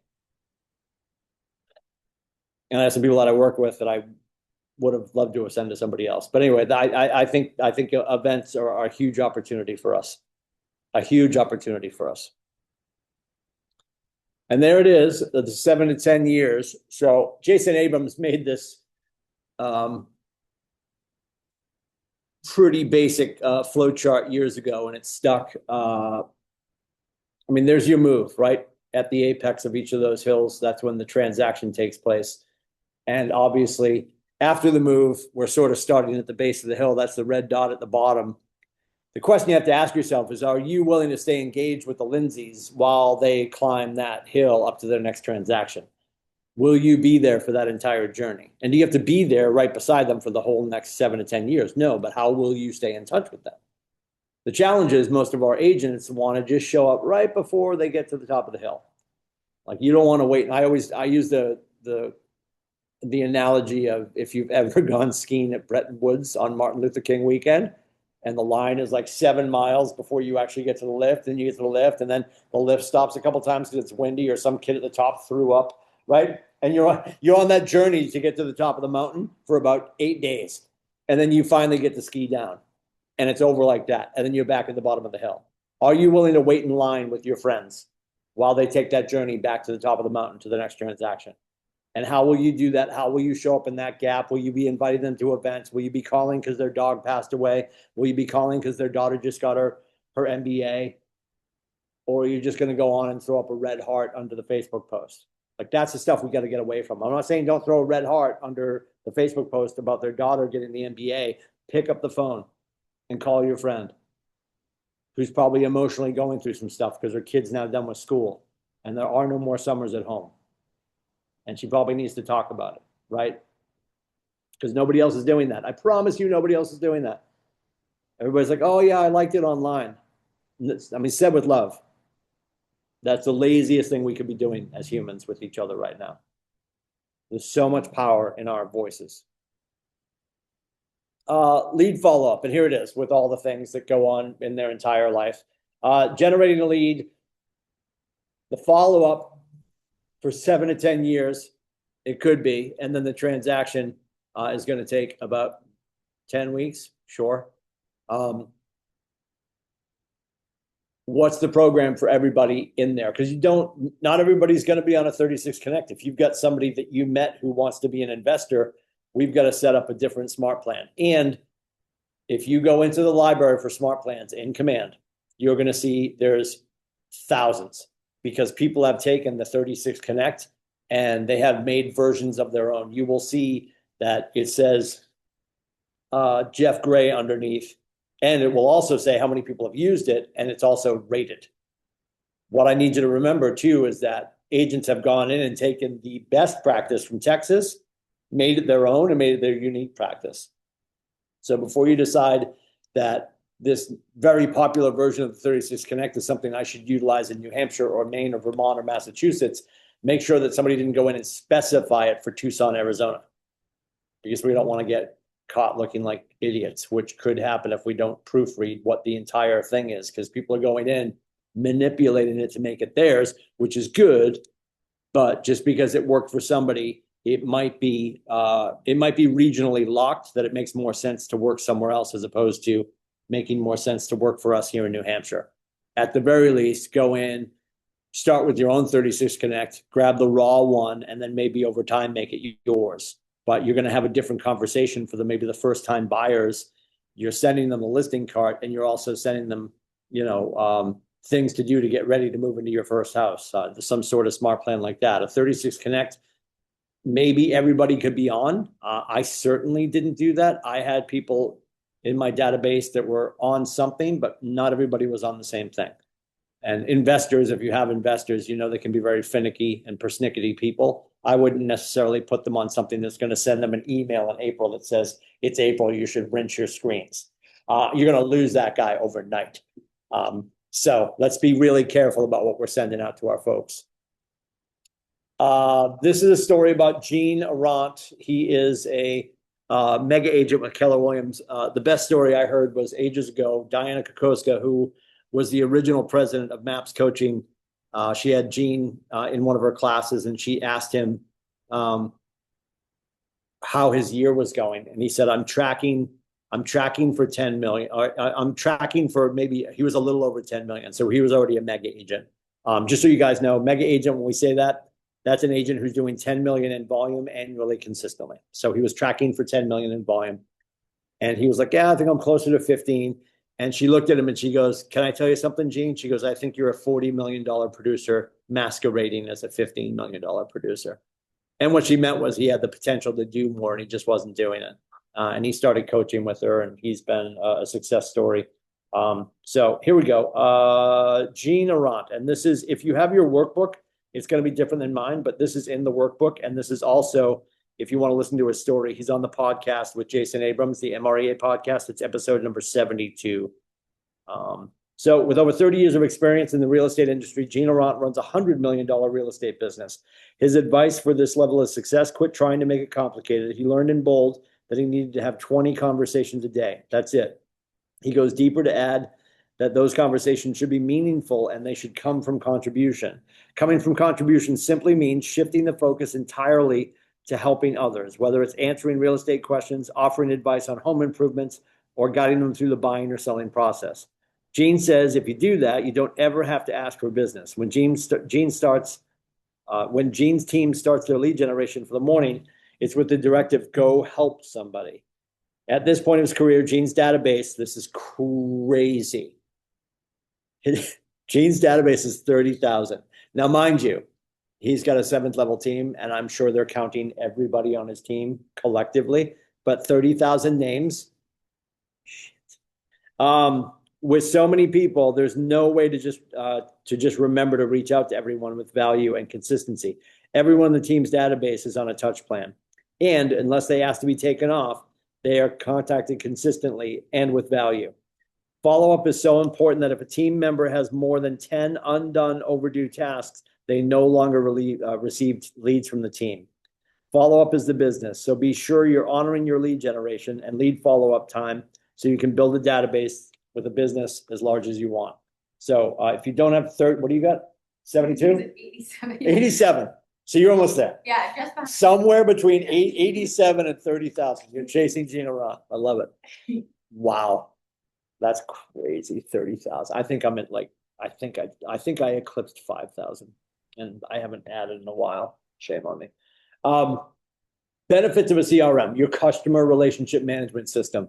It's going to help you stay organized. It's going to help you follow up and be systematic with those follow-ups so you're not forgetting. I think people feel like I don't want to put my people in my CRM because I don't want them to feel managed. The CRM is not to manage your people. I know that word is in there, customer relationship management tool. It's not to manage our people. It's to manage us in our relationship with our people. If you're not running a CRM right now, if you don't have a touch plan that's reminding you to do X, Y, and Z, and when you look at it, there's a lot of stuff that Command's going to do. I keep talking about the fact that, it's doing stuff on your behalf that your phone can't do for you in your absence. You're at dinner, it's sending out the email. Your phone's not doing that for you. The challenge is we need to understand it's to manage us and our activities with our people. So as long as it's well written, we've all gotten those emails, and I know I bitched about them yesterday. The fact that people aren't doing their homework, and I get an email and they refer to me as Lindsay. Because in the manifest, it was like Lindsay Timothy, and they just got super lazy and put Lindsay. My wife gets it all the time too, because she's Janina Lindsay, and they assume Janina is the last name because it looks Italian. It is Italian. It's Italian for Janet. And my in-laws, God bless them, are Australian. She's Australian, and my in-laws, like the heritage is Scottish and Irish, and they named her Janina. That should explain what I've been dealing with for years. And God rest my father-in-law's soul. He passed away in May. But I still have a question to ask him. Why? She could have been Bridget. I'm just kidding. So anyway, Janina, they jam up her name. But as soon as my wife opens an email and it says, Dear Lindsay, or my favorite, Christina Carlton, I'm sure you've probably got an email that says Christina and it's in those parentheses, where they just jammed it up, or they didn't even put Ginny, they didn't even put Christina in parentheses. It just says reader, right? Or to whom it may concern, because they haven't taken the effort to go and clean it up. Or if you watch Bridgerton, what is it? Dearest Gentle Reader. Such a good show. Such a good show. Oh my God. So we're gonna follow up, become systematic at that point, nurturing relationships. So that's what all of this is. If you think about any movie, adventure movie, I guess it would have to be. But in my head, I always think about the nurturing is when the hero in the adventure movie is running through the jungle and they get to this edge and there's this huge ravine with a waterfall and it's a shitty rope bridge and all the boards are gone. Every one of our phone calls is one of those boards getting put back into the rope bridge so we can get to the other side. We're just rebuilding bridges that we've let erode and we haven't talked to people, and we need to rebuild those bridges between people and nurture those relationships. The entirety of your career is going to be nurturing relationships at different levels and to clean them up, to get back on track. This is what we do. It's all about the conversation. I know I talk about books all the time. Great book if you've never read it. Susan and Scott, Fierce Conversations. And she says all the time, the conversation is the relationship. Think about when you fall out of relationship with somebody, it's probably because of the erosion of the communication. So, and people want to be in business with people they know and love and trust. And we can't do that if we're not communicating with people. And also increasing referrals. I know when we talk about the size of our database, I'd argue right now, if I could get Gina Ronth on the phone and we asked him how many of his 30,000 are realtors, I bet it's 15,000. But how many referrals do you think Gina Ronth's team does every year with other agents from around the country? I don't have a number. I'm just going to say a lot. I wouldn't be surprised if he's close to probably half of his database is probably other agents. 25% is 25%.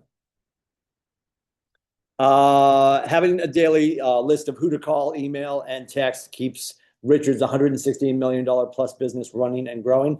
This is about Richard Schulman. This is another MREA podcast. It's episode 53.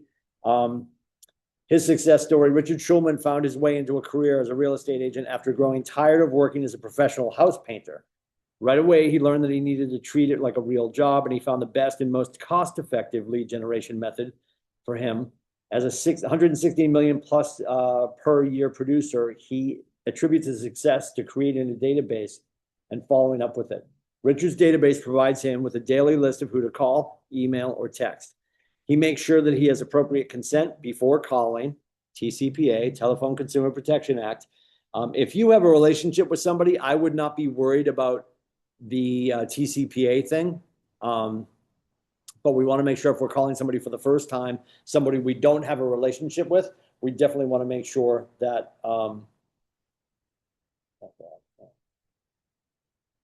sorry, guys.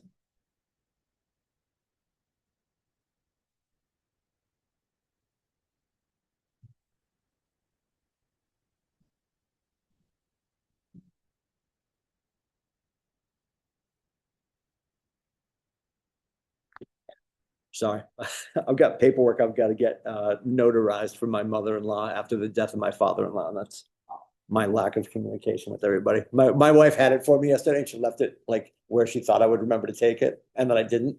And she's like, you left the paperwork. I'm like, okay. Like, I don't know. You got to yell at me. You got to yell louder. I'm old. I'm deaf. Sorry. Richard's database provides him with a list of who to call, email, or text. He makes sure he has appropriate consent before calling or texting anyone so that he stays TCPA compliant. He also removes anyone who asks not to be contacted. That's so important. Even if we're looking at donotcall.gov and I'm looking and I can see that you are not on the list, and then I call and you tell me you're on the list, I'm going to behave like you're on the list. I'm not going to say, well, Mr. Lindsay, according to the donotcall.gov, you're not on the do not call list.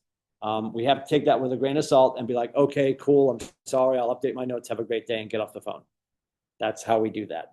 And there's too many people to talk to in America for us to be worried about losing one person because they're claiming they're on the do not call list. Like I can tell you right now, I'm sure the last time my parents signed up for do not call was years ago. And, you know, it's just my mom now. And she probably thinks she's on the do not call list because my dad probably did it with the phone in the kitchen on the wall with the cord back in 1973. So she's probably like, we're on the do not call list. Like she's on her iPhone that she just got, a handful of years ago. So people think they're on the do not call list because they made one phone call to sign up years ago. They're not, but we need to respect that. Because don't forget, if you get the wrong person who's having a bad day and they don't work and they have all day to call the US government to get you in trouble, that fine. I know in our all partners meeting, you see $1,500, $1,600. Those are class action suits.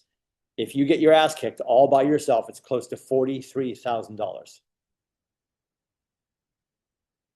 I'd use that money to buy the boat to sit in the yard next to the house to piss my wife off before I bought a lake house, before I would give that to the federal government for making phone calls that my coach told me not to make.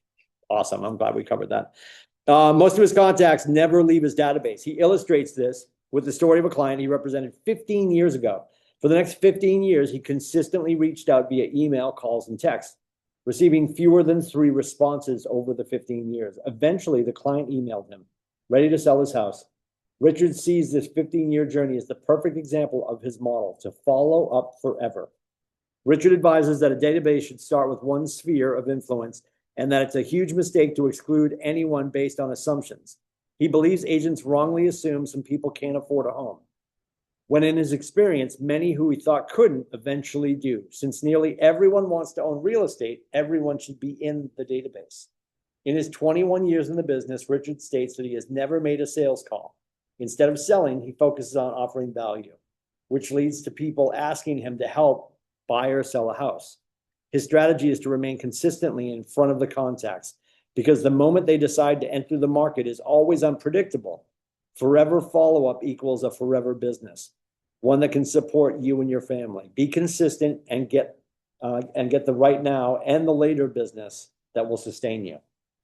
So his follow-up is tenacious. He's always staying in contact with people. And to get 3 responses back over 15 years and then still win the business, that's my point of they might not come to your fall corn maze thing. They might get that postcard for years and never make it. And then they finally show up 7 years later.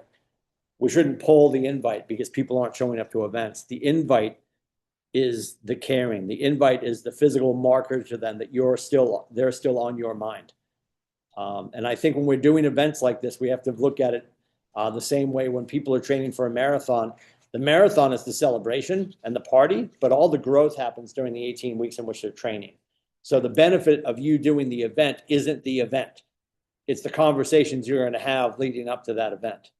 And if you're doing a quarterly event, that means you have 13 weeks before every event, if they're perfectly spaced, and they don't need to be perfectly spaced, but start to think about what you might do for your winter event. Or I think you still have time to put something together with a farm stand near you to do that fall event. And it doesn't have to be cost prohibitive. Those are probably the easiest ones to do, I think.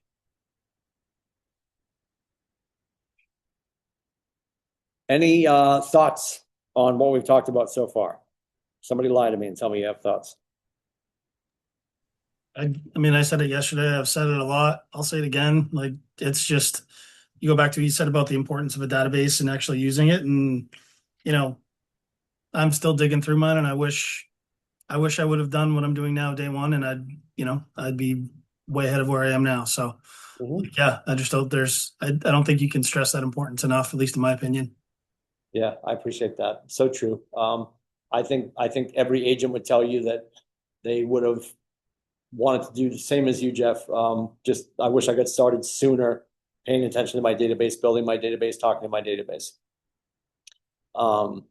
Yeah, I had an agent years ago who came in and they were doing everything but calling their sphere. And then they finally broke down and called their sphere and things started to break free. And it's not that they weren't doing business outside of that, but we have the math and we know it takes more money and more time to move the unmet to the finish line than it does with the people that you know and love and trust. And it's our egos that want to protect ourselves that are like, oh no, well, I'm not gonna call my good friend Julie because I don't want to look like I don't know what I'm talking about in front of Julie, or I don't want to be salesy to Julie. And what we need to remember is they have no idea about real estate. You know, it's not like Julie's not going to suddenly ask you for a NAR stat that she's going to have on the top of her heart and you're not going to have. That's not what's going to happen. I think we just genuinely, we don't, people want to look good and be right.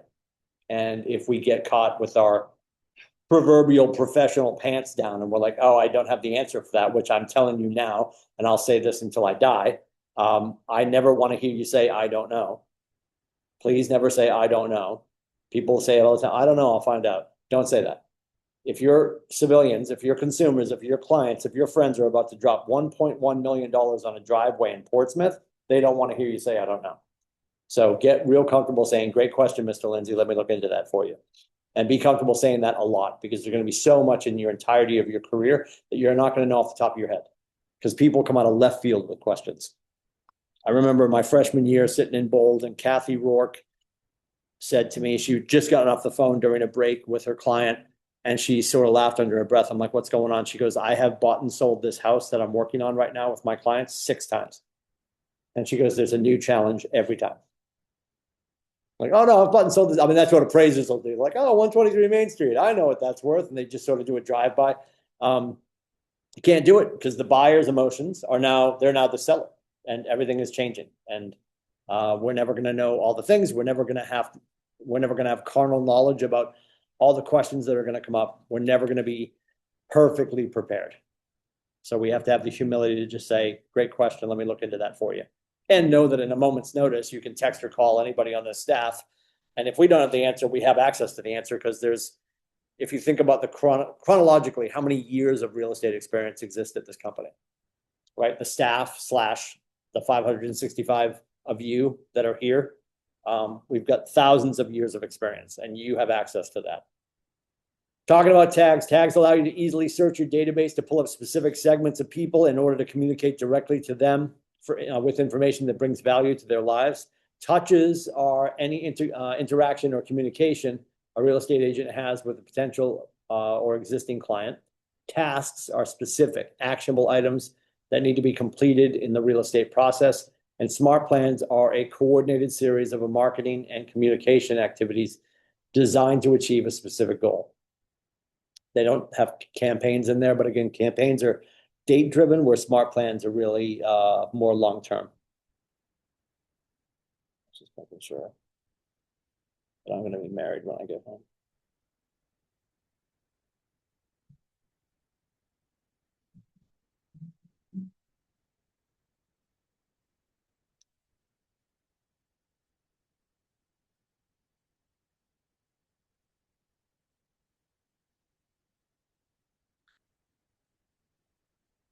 So to allow you to easily search your database to pull up specific segments of people, to communicate directly with them with information that brings them value, every tag is a filter for action, strategy, and relationship building. Never add a tag if you don't know what you're going to do with it. That's a great point. To Jeff's point, you don't want to cloud it, because then that doesn't make any sense. Tags are used to segment people based on how often you'll communicate or what you'll want to communicate with them about. So Jeff's using tags. Dominic, you using tags? He's getting his hair done. Okay. Kyla, how many people in your database?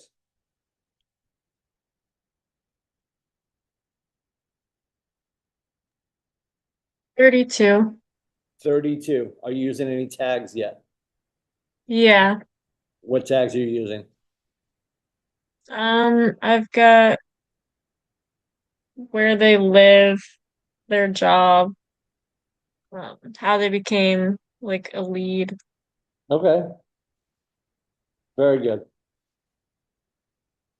When are you going to get your 32 to 1,000? As soon as possible. That's a great answer. When are you going to get your 32 to 64? As soon as possible. Pick a date. Pick a date.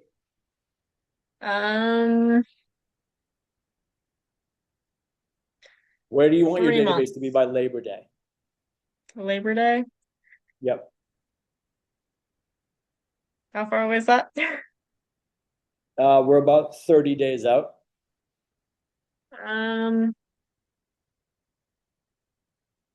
Like 50 or 60. Okay. What if you added 2 people a day for the next 30 days, and that would be 60? then you'd be at like 92. So close to 100. So 100 by Labor Day? And you can say Okay. no. I want you to make the commitment. You can say no. Maybe not. Where are you going to be by Labor Day?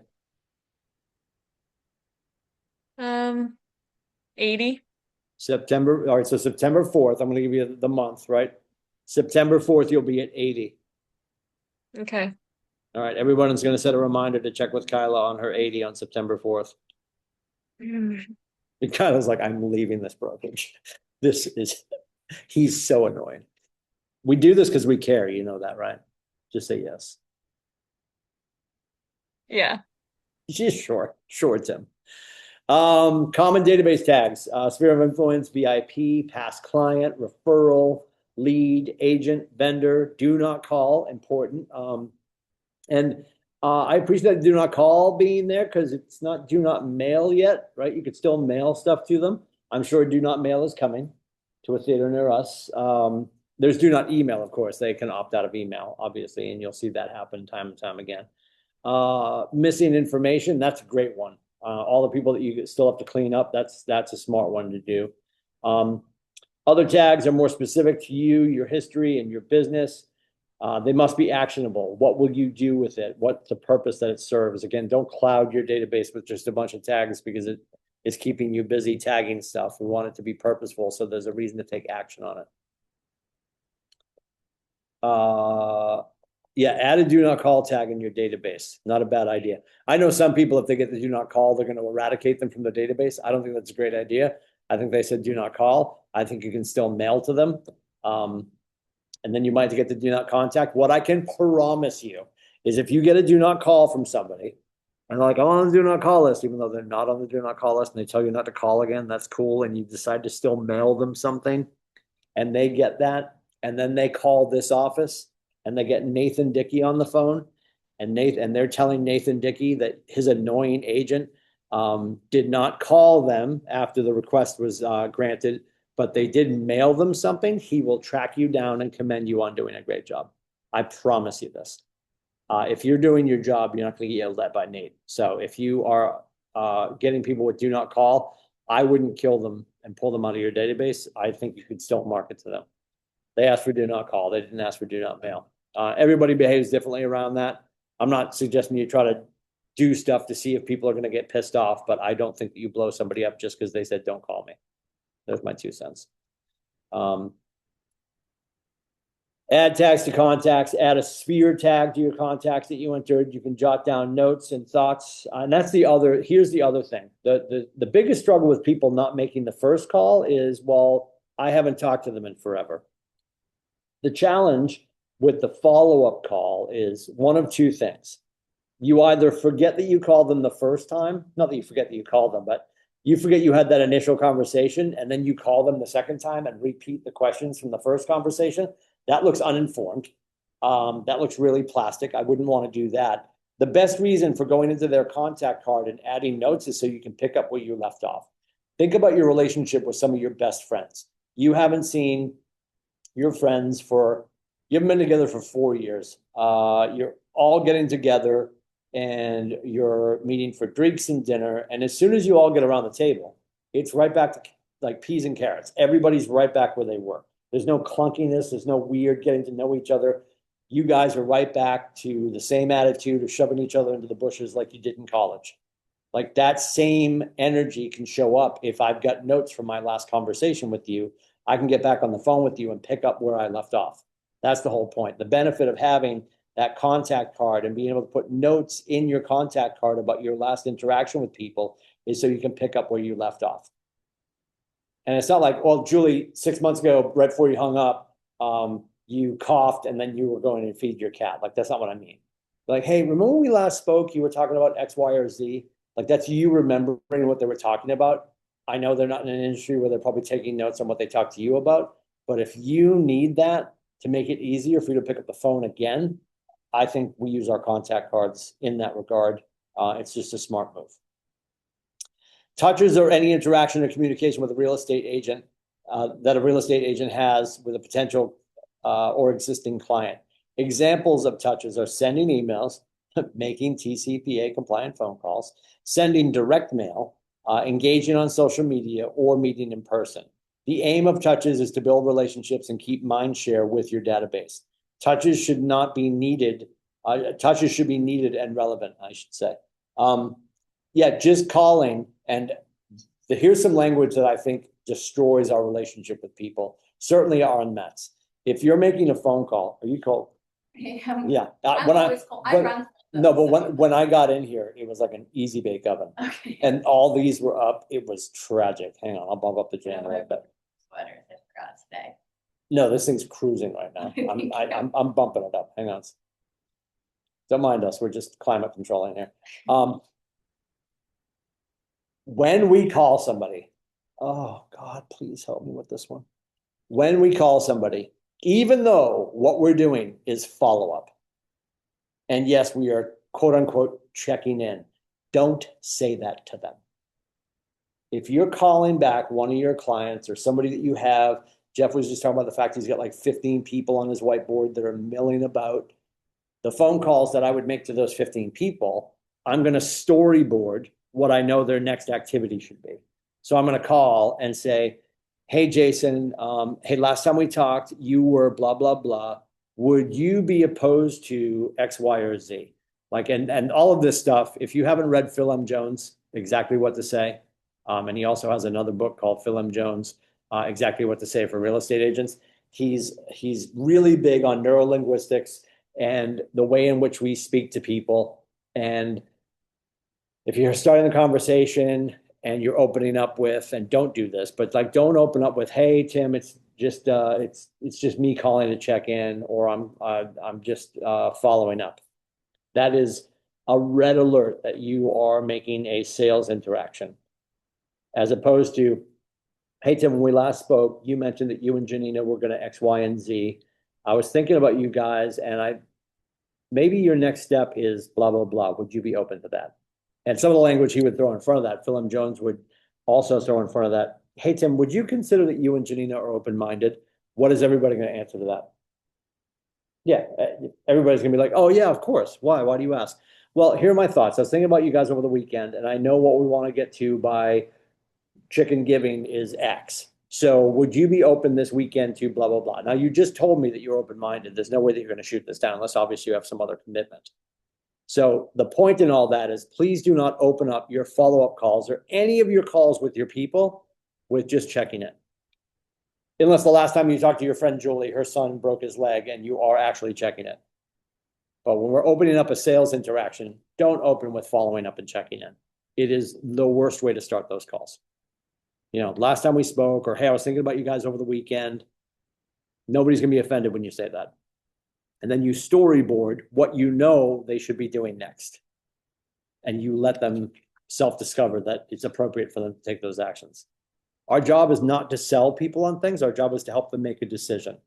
Here's your Latin lesson for the day. If you studied Latin, decide is root from decidere. Decidere is to cut off, right? And making a decision is allowing us to cut off all the other options, not to eliminate options that might be valuable to them, but to help them make a decision. Our job as salespeople is to offer intel and to ask questions to uncover their motivation so they make the decisions that's appropriate for them and their loved ones. Gary said this right after COVID hit. He's like, nobody's going to buy, sell, or invest unless it's appropriate for them. Our job is to offer value, market insights, our institutional knowledge, and just keep asking questions so they can uncover their motivation. And we want to bring them back to their motivation. And we don't have the ability to do that if we don't ask what their motivation was in the first place. But please don't say following up and checking in. God, please don't say it ever, ever, ever, ever, ever, ever. 80% of sellers contacted only one agent before finding the agent they worked with to sell their home. That's crazy. 43% of buyers worked with an agent that was referred to them by a friend, neighbor, or relative. 74% of buyers contacted only one agent before finding their agent they worked with to find their home. and 66% of sellers worked with an agent that was referred to them by a friend, neighbor, or relative. So on the list side, and I say this all the time, and I think this is heavier on the list side. When somebody's going to buy a house, they're going to go on the internet. They're going to start looking at houses to see if the market bears what they're looking for.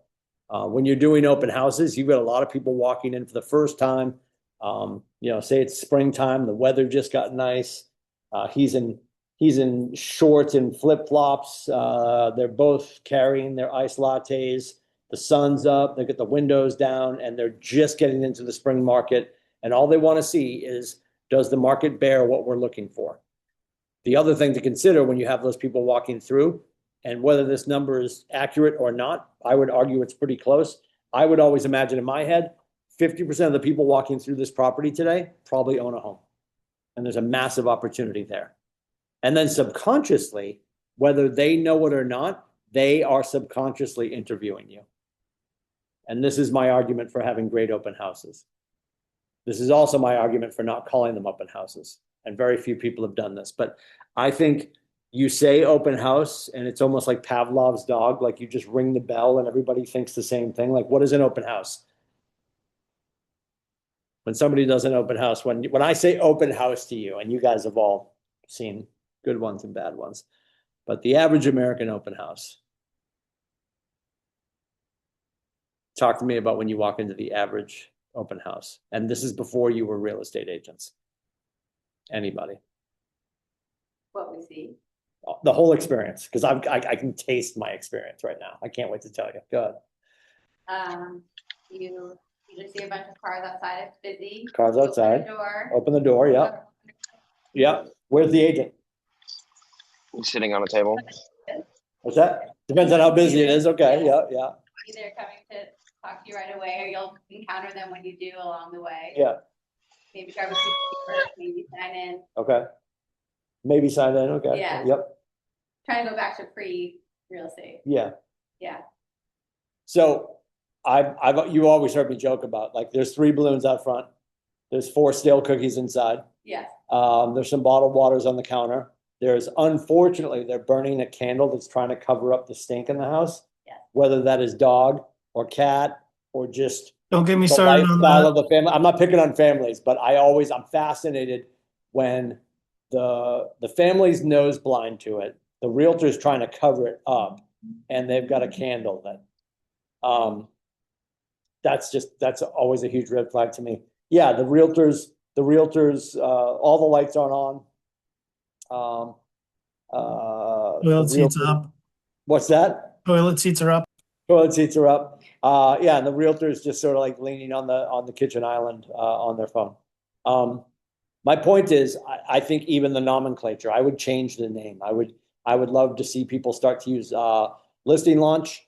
I would love to see property premiere, anything but open house. And I think we could make them events. And I think there's an opportunity to get in people's heads when they're looking at their first open house of the season or whatever, that they're walking out and they're saying that was a different experience. Like, you have a chance to, get work done if it's slow, and God willing, you marketed it well and it's not slow, or garner more clients while sitting in a piece of your own marketing. And I think it's a huge opportunity that sometimes we don't do really well. I mean, in the same weekend, in the same town, I can talk to 6 of our agents, and I will hear from 4 of them that they had a banger open house, and I will hear from 2 of them they had nobody. And if you peel it away, and yes, location can matter and weather can matter, but if you peel it away, I will usually find out that 4 of them were marketed a certain way and 2 of them just were not. And I will tell all of you as growing agents, if you have a veteran agent approach you on a Thursday and they ask you if you want to do a Saturday open house, you should ask them what they've done to prepare for it. Because I think they're setting you up for failure if they're calling you on a Thursday afternoon to do a Saturday open house. If you look at page 71 in the book called Shift, there are 7 levels to an open house. Do you have to do all 7? No, but there's a week's worth of work to do to have a successful open house. And that, just like events, could be a thing that you're doing over and over and over again to build your business. We talked about it yesterday with the core 4 The top 4 things that Keller Williams agents are doing nationwide that have built their business the most is talk to their sphere of influence, hold events, do open houses, and do social media. Those are the top 4 things that people are blaming their business on in America right now. So I trust it would probably work for us here in this room as well.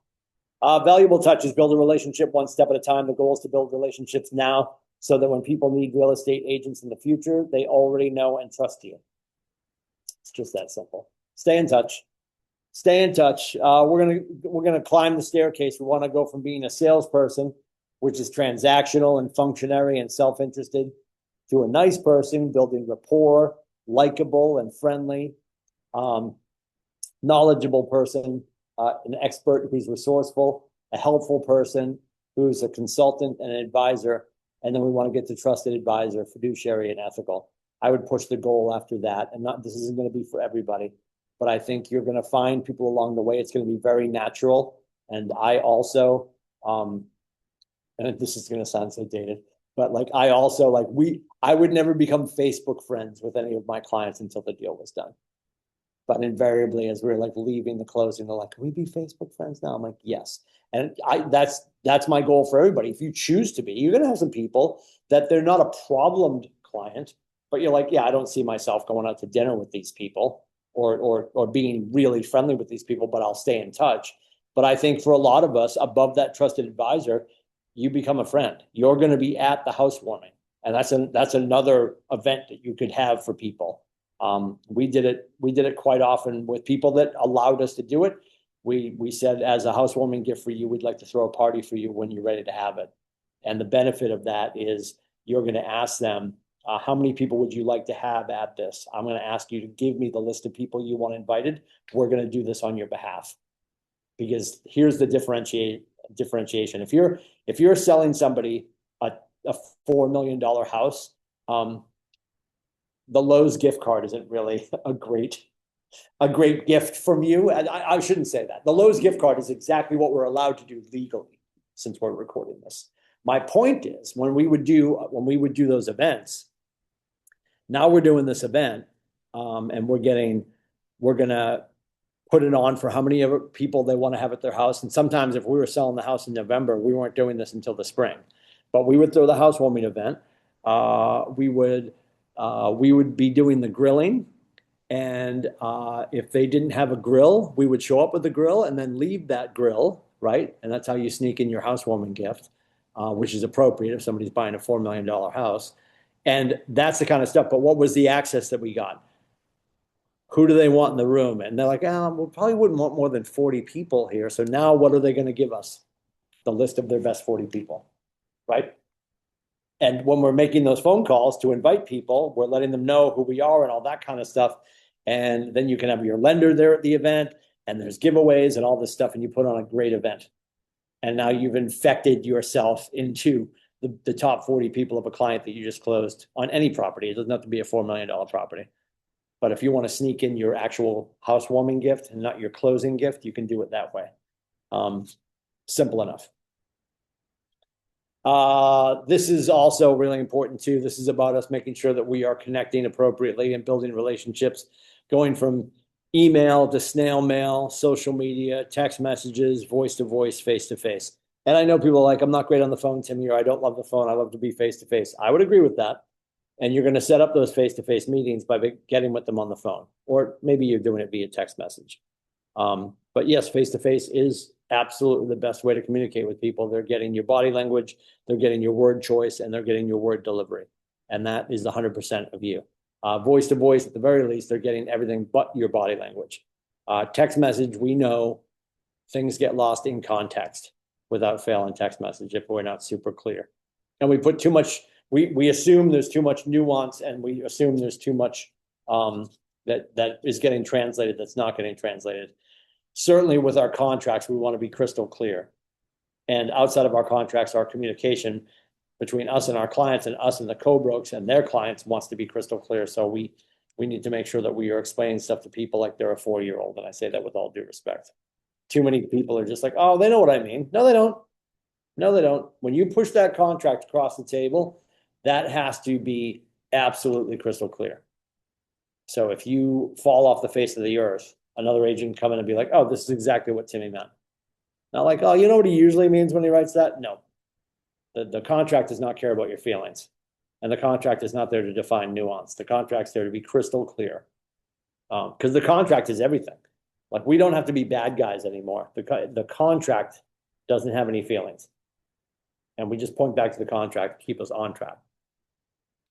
Tasks of specific actionable items that need to be completed in the real estate process, used to ensure timely TCA compliant communication with leads and contacts to stay top of mind. Systemize follow-up by reminding you what you need to do and when you need to do it across your entire business.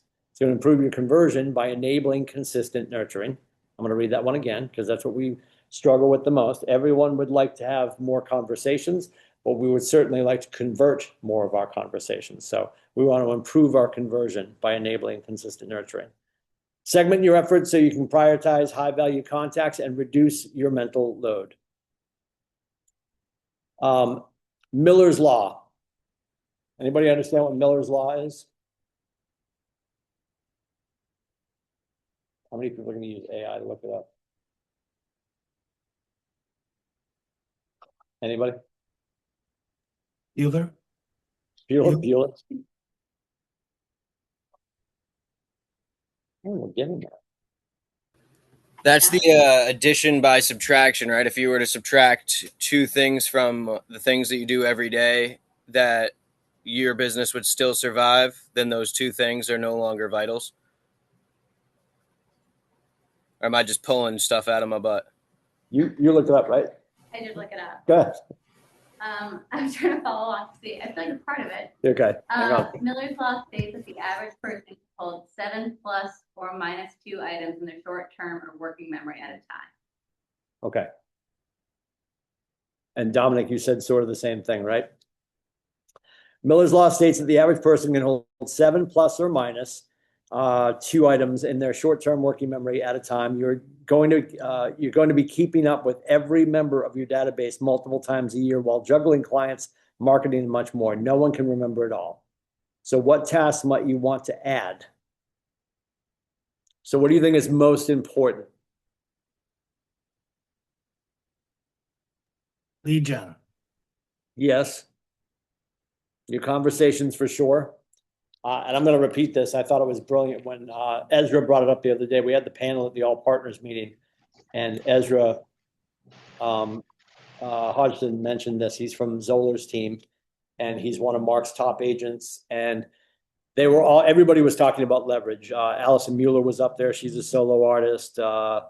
We had lots of people checking in, Boyd Watkins, and we were talking about running a business and still enjoying vacation, and just having not work-life balance, because I don't believe in that, but we talked about the counterbalance of like understanding there's going to be a time for work and a time for play, and making it all happen and making sure that you're doing all of this in the effort to improve your time and your quality of time with your loved ones.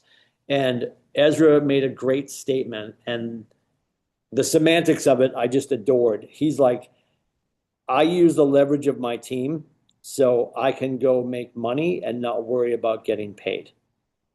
And what he meant by that is I'm gonna use the leverage of my team to go out and do the money-making activities, because he's got the operational support too. And all of us do, even if you're a solo artist, we've got leverage within the market center that you can utilize when you get to the point that you think that you want to have somebody else doing your transaction coordination for you. But as soon as we get contract to close, it's that window that jams most of us up. Most agents, when they're getting started, you get that first burger on the grill and you just sort of sit and watch it cook because you don't want it to burn. You want to make sure that gets to the finish line and it feeds your family. And I completely appreciate that. But when Ezra said that, I thought it was really important. Our job is to make sure we're going out to get more deals, more meat for the grill, and not worried about getting paid. So when it gets to that transactional point of contract close, how are you managing that to take you out of that task and get back into your fiduciary? Because contract close is very functionary, and that's low-level service for your client. It's not that it's not important, and I know if it doesn't close, you don't get paid, but I promise you, The time that most agents spend watching the burger cook is wasted time that they could go hunt for more meat. And I thought when Ezra said that, it was really important. So think about what you are holding on to, maybe in that gray cloud that shouldn't be up there clouding your space. Gary says working on our business is not more important than getting new business. So to Jeff's point, lead generation is our top concern before 12 every day. Smart plans, time-saving leverage to ensure that the agent stays in touch, provides value, and has mind share for those in their database. Smart plans, did I just say database? I sound like a Fargo. What's happening to me right now? Let's go get some cheese curds at our database. Smart plans are a coordinated series of marketing and communication activities designed to achieve a specific goal. Built around a sequence of touches and tasks, smart plans can go as far as to automate sending emails and more. Drip email campaigns to nurture leads, postcard mailings to target neighborhoods, or social media campaigns to promote open houses can all be accomplished with smart plans. Compliance tip, if anyone asks not to be contacted, make sure you remove that person from any smart plans you are using. So you will see there is a do not call button. You will see there's an opt out for email, that people can do this with all of your communications. So if people punch out of everything, let them punch out of everything. I would still argue if somebody is saying, don't email me, don't call me, they're probably going to get aggravated when you mail them. I would still mail them, because there's going to be a phone number inside. And if they are aggravated enough, they're going to call you. And when they call you, you let them call you and rip you and get all upset. I said I didn't want to hear from you. And I would just say, I apologize, Mr. Lindsay. I know that you didn't want me to call or email. I can certainly remove you from my physical mailing list. It'll be fine. Because at that point, somebody who doesn't want to be communicated with that much, you certainly don't want in your life. I think people start to cull their leads too quickly. And I think there's always a chance to resuscitate some relationships before just blowing it up. But that's just me. So again, if somebody has to be removed, just remove them and maybe take them out of your command altogether if that's what you want to do.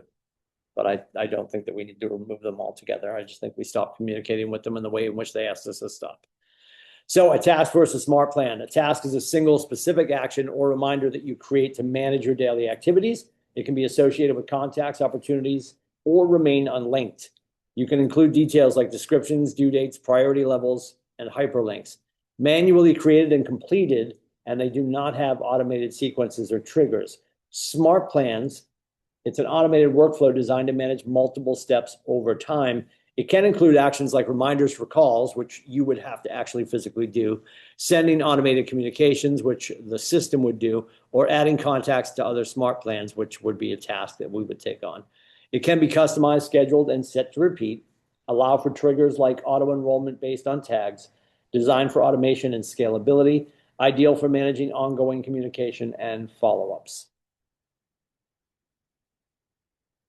Frequently used command smart plans: the home anniversary, the long-term nurture, the 8x8, and the promote my app. I think the 8x8 probably underutilized. And if you look into what the 8x8 is, it's eight gifts of value, and it doesn't have to be like huge gifts, but 8 gifts of value and then 8 follow-ups behind that. So if you're out with somebody, it might be a client that you've worked with and they bought their house and they're thinking about investing, then I would bring them a copy of the Blue Book. And if you know what the Blue Book is, it's the Millionaire Real Estate Investor. And then you follow up after that. The mindset is just giving them the physical gift, which is like the physical anchor, reminding them that you're in their life, and then following up with it. And the way to do it is not necessarily that you have to go out for coffee for it. If you know where they work, you could just swing by the front desk and be like, I'm just leaving this for Tim Lindsay. Can you make sure that he gets it, with a note attached to it? And hey, here's the book that I mentioned. I hope you enjoy it. And then there's your inferred next call. You give them a call in a couple of weeks. Have you had a chance to check out that book? It's sort of funny. One of my dear friends who's in works with athletes in performance coaching, and I gave him the one thing years ago. And I think he looked at it and he's like, why is he giving me a real estate book? And then he finally broke down on a trip and he read it on the plane and he was like apologizing to me that he had never read it and it makes perfect sense and all this stuff. And no offense to Gary, The One Thing's a great book. He also stole ideas from 8 million people in there, like the 66 days to create a habit. Yeah, I mean that's Andrew Carnegie all day long. I mean, anyway, not that Gary stole it. All the good ideas are stolen, but anyway.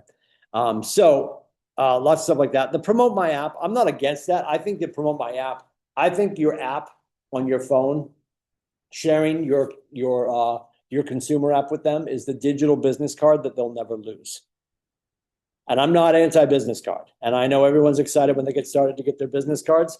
I would not get too many business cards. I think when you're with somebody, you share your consumer app with them. Now they've got their KW app that's branded to you and it's in their phone. And if they share it with one of their friends and you explain to them that they can do that, when they share it with their friend automatically gets the app with you branded inside of it as their person. And the way to do that, if you haven't done that yet, is you go into the consumer app and you set it up for yourself. So I have my consumer app on my phone and it's set up for myself with my email as timothyclindsey@gmail.com. So I'm in there as a consumer, but when I share my consumer app, which obviously I'm not doing the way you guys would do, they're going to get it branded to me. And anytime they share it, they're sharing your consumer app branded to you. So those people would obviously have your contact information right away. And I just think that's something that people aren't usually deleting apps off their phone, and they'll always have it, as opposed to a physical business card that they might lose. And I think it's real easy to hand out. I think it's the greatest white lie in real estate. If you run into somebody and they're like, oh, do you have a card? I would say I'm fresh out, but I have an app. And now your app is on their phone. And then as soon as they download the app and get it all squared away, you can magically find the business card and still give them the business card. But get your app on their phone for sure. Home anniversaries are certainly a super simple one. And the long-term nurture, if they are homeowners, I would do a neighborhood nurture so that people love to see what's going on with the real estate activity where they live, for sure. Quarterly TCPA compliant calls. These are baked into the 36 Connect. We're building contacts and we're getting past clients involved and we're keeping them warm. We're building referral partners. Again, I think we overlook the realtors in our phone. There's referral opportunities there for sure. I think a great homework assignment for everybody at our company, everybody in the industry.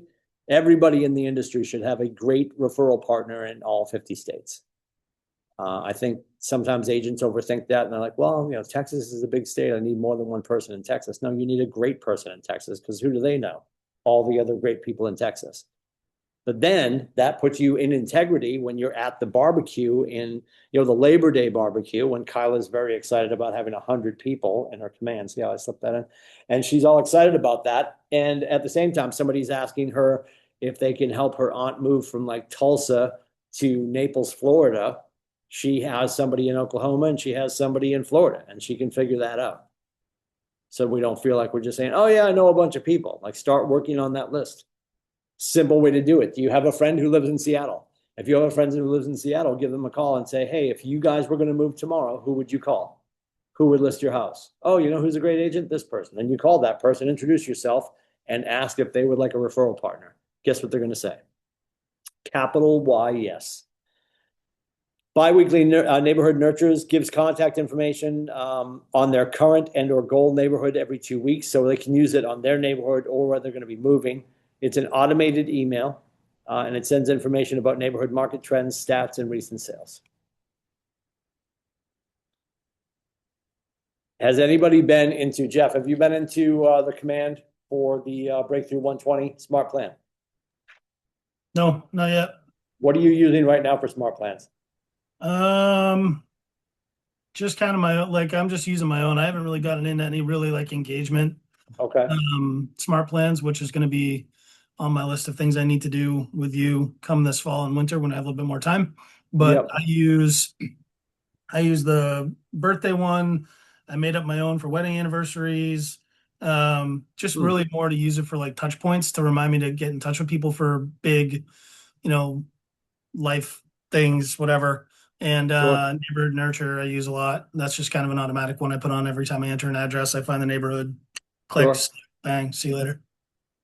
Yeah, I love that you brought the wedding anniversaries. I know people get skittish about that because you call your friends and you're like, we're not together anymore.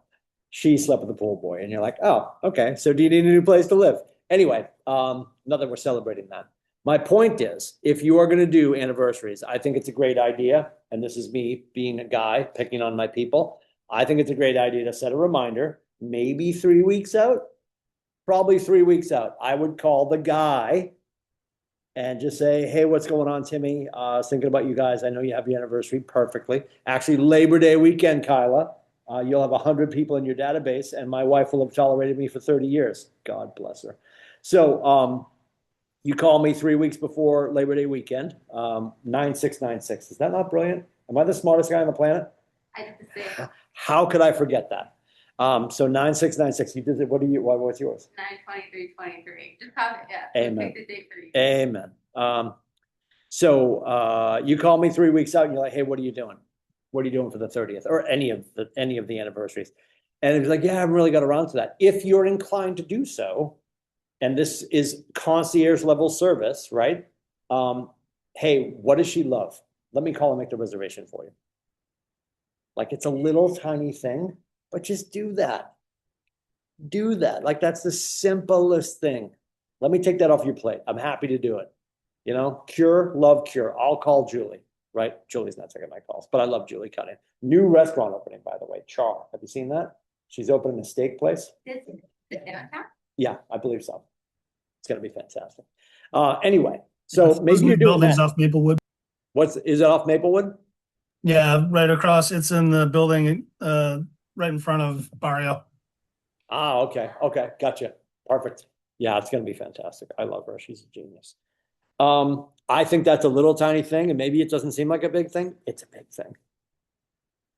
Because when he's walking her into the restaurant on their anniversary, he'll remember that you made the reservations for him. And not that he couldn't have done it, but it might have slipped away. And they could end up at Applebee's because he's a jackass and he waited till last minute. So, like, it's a little thing. I don't think it's crazy. I think if you got anniversaries in there, you build a separate smart plan for the spouse that you're going to call 3 weeks prior. Just as a heads up. What are your plans? How can I help? You know, just a thought, just throwing that out there. We're making TCA compliant phone calls to set up neighborhood nurtures. And that beyond this, and not that I don't think this is a good idea, you could certainly do this. I think a really good one too is everyone you know that owns a home, call and offer them an equity update. Everyone you know that owns a home, call and offer them an equity update. Obviously, this needs to be within the states that we serve, but call and offer to send them an equity update. And when they sort of push back, like, well, yeah, I'm not even thinking of selling. I would just run it past them like this. Like, listen, every year or every 6 months, you're going to check in with your doctor, your dentist, your chiropractor, whatever. I'd love to be your house doctor. Let me just give you that equity update. The reason most people will push back is they feel like they could open an app and they could check on it right away. Yes, you can get a guesstimate from our dear friends over at Billo. Here's the thing. They're going to get local information from you. It's going to be in real time. It's going to be accurate. And it's a piece of information that they might do nothing with, but I promise you nobody else is doing it. The benefit for you as the agent is when's the last time you did a CMA? When's the last time you did a comparative market analysis? If you wait until you get your first listing to do it, I'm not saying that's a problem, but what if you're doing these on a regular basis? If every day you did one equity update and you did it, and you could do them unsolicited. I actually recommend if you've got friends that are close to you, you know they own a house, I would do it unsolicited. I would drop it in the mail. So let's just say we do one today. I do it for my friend Julie and her husband Jake and their kids. And I fill it out. I'm going to drop it in a big legal envelope of my choosing. Pick a ridiculous color. This matters.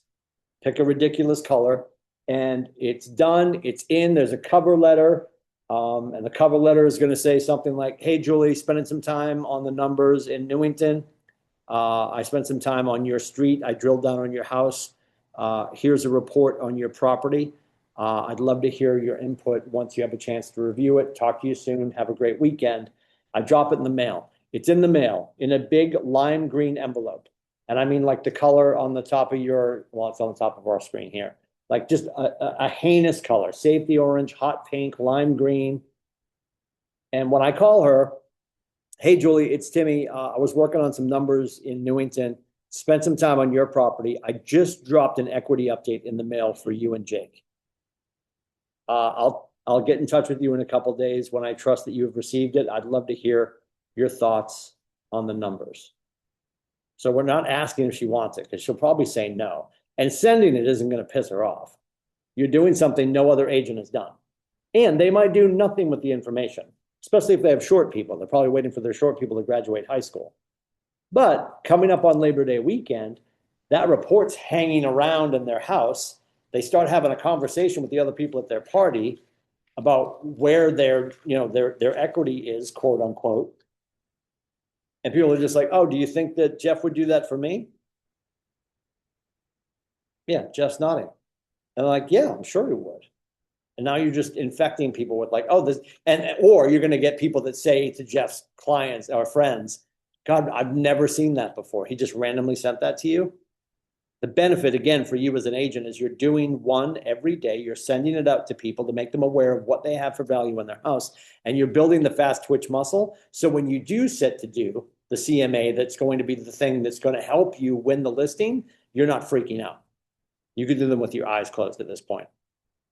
Think about what your business would look like if you sent out 360 CMAs every year to the people that you know own houses. You'd get better at doing them. You get really good at doing them. And then if they want a further conversation, great. But if in the next year or so they decide to move, are they not calling you? Of course they're calling you. Holiday smart plans. Here we go. And they got some random dates in here, but here we go. January, New Year's Day, National Trivia Day, National Popcorn Day, MLK Day, National Hug Day, National Compliment Day. You look great. National Fun Day at Work. Still waiting for that. Joking. I love Nate. February 2nd, Christina got that one. Good for you. February 2nd, Groundhog Day. February 9th, National Pizza Day, Valentine's Day. That's also a great day to call all the husbands and see what they have planned. Not a bad idea. Not that day, but that's it. That's your February 1st, February 2nd, February 3rd, 10, 11 days out, calling to see if people have stuff arranged. And maybe your wife is like my wife. My wife thinks it's a complete hoax. She's like, stupid. You don't need to get me anything, which we all know that means you better get me something. But anyway, February 20th, Love Your Pet Day. I love that one. Varies with Fat Tuesday. That feels personal. First Friday, Employee Appreciation Day. Friday, or March 8th, International Women's Day. March 14th, Pie Day, not to be confused with Nathan Dickey's Pie Day, which is the Wednesday before Chicken Giving.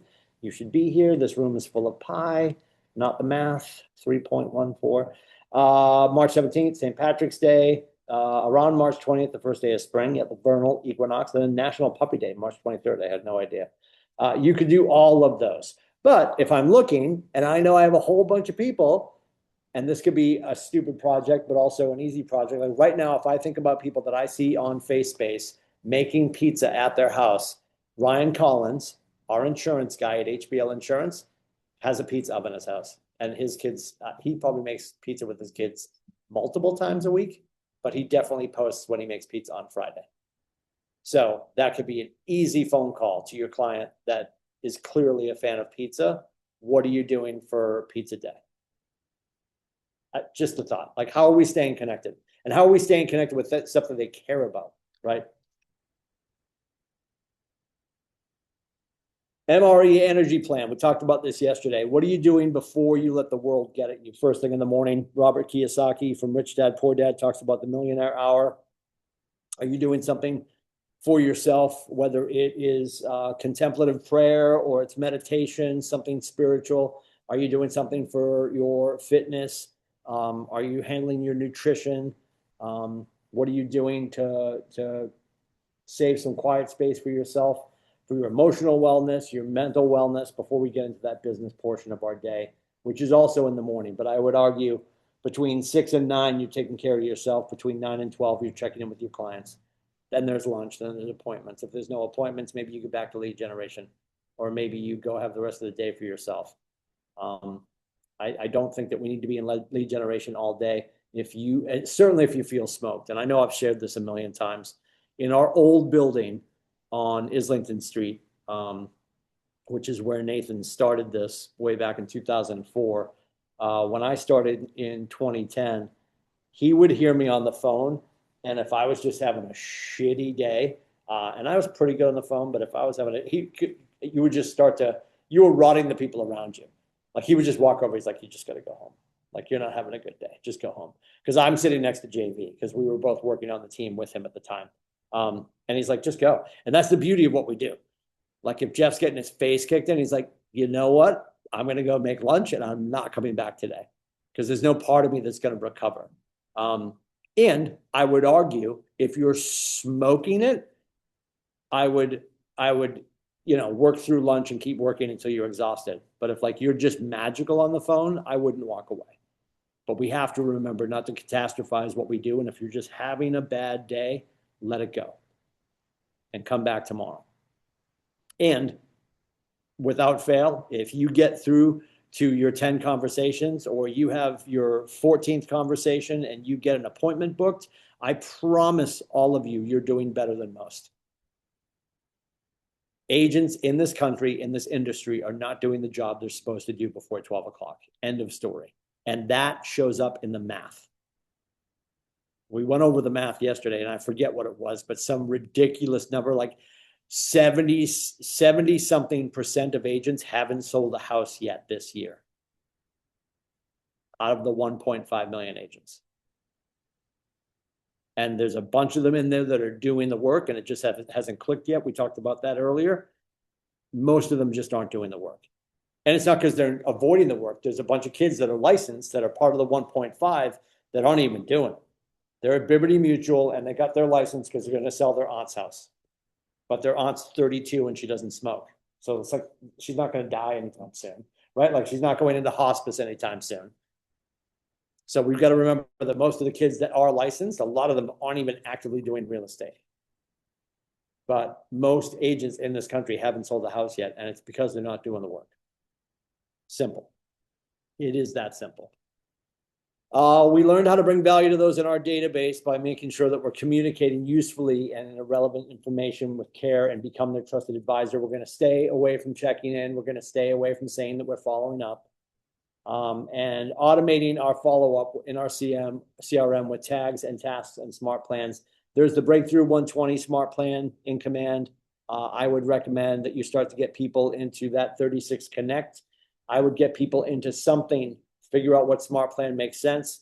Like Jeff said, he's going in and building stuff for himself. I think anniversaries are important as well.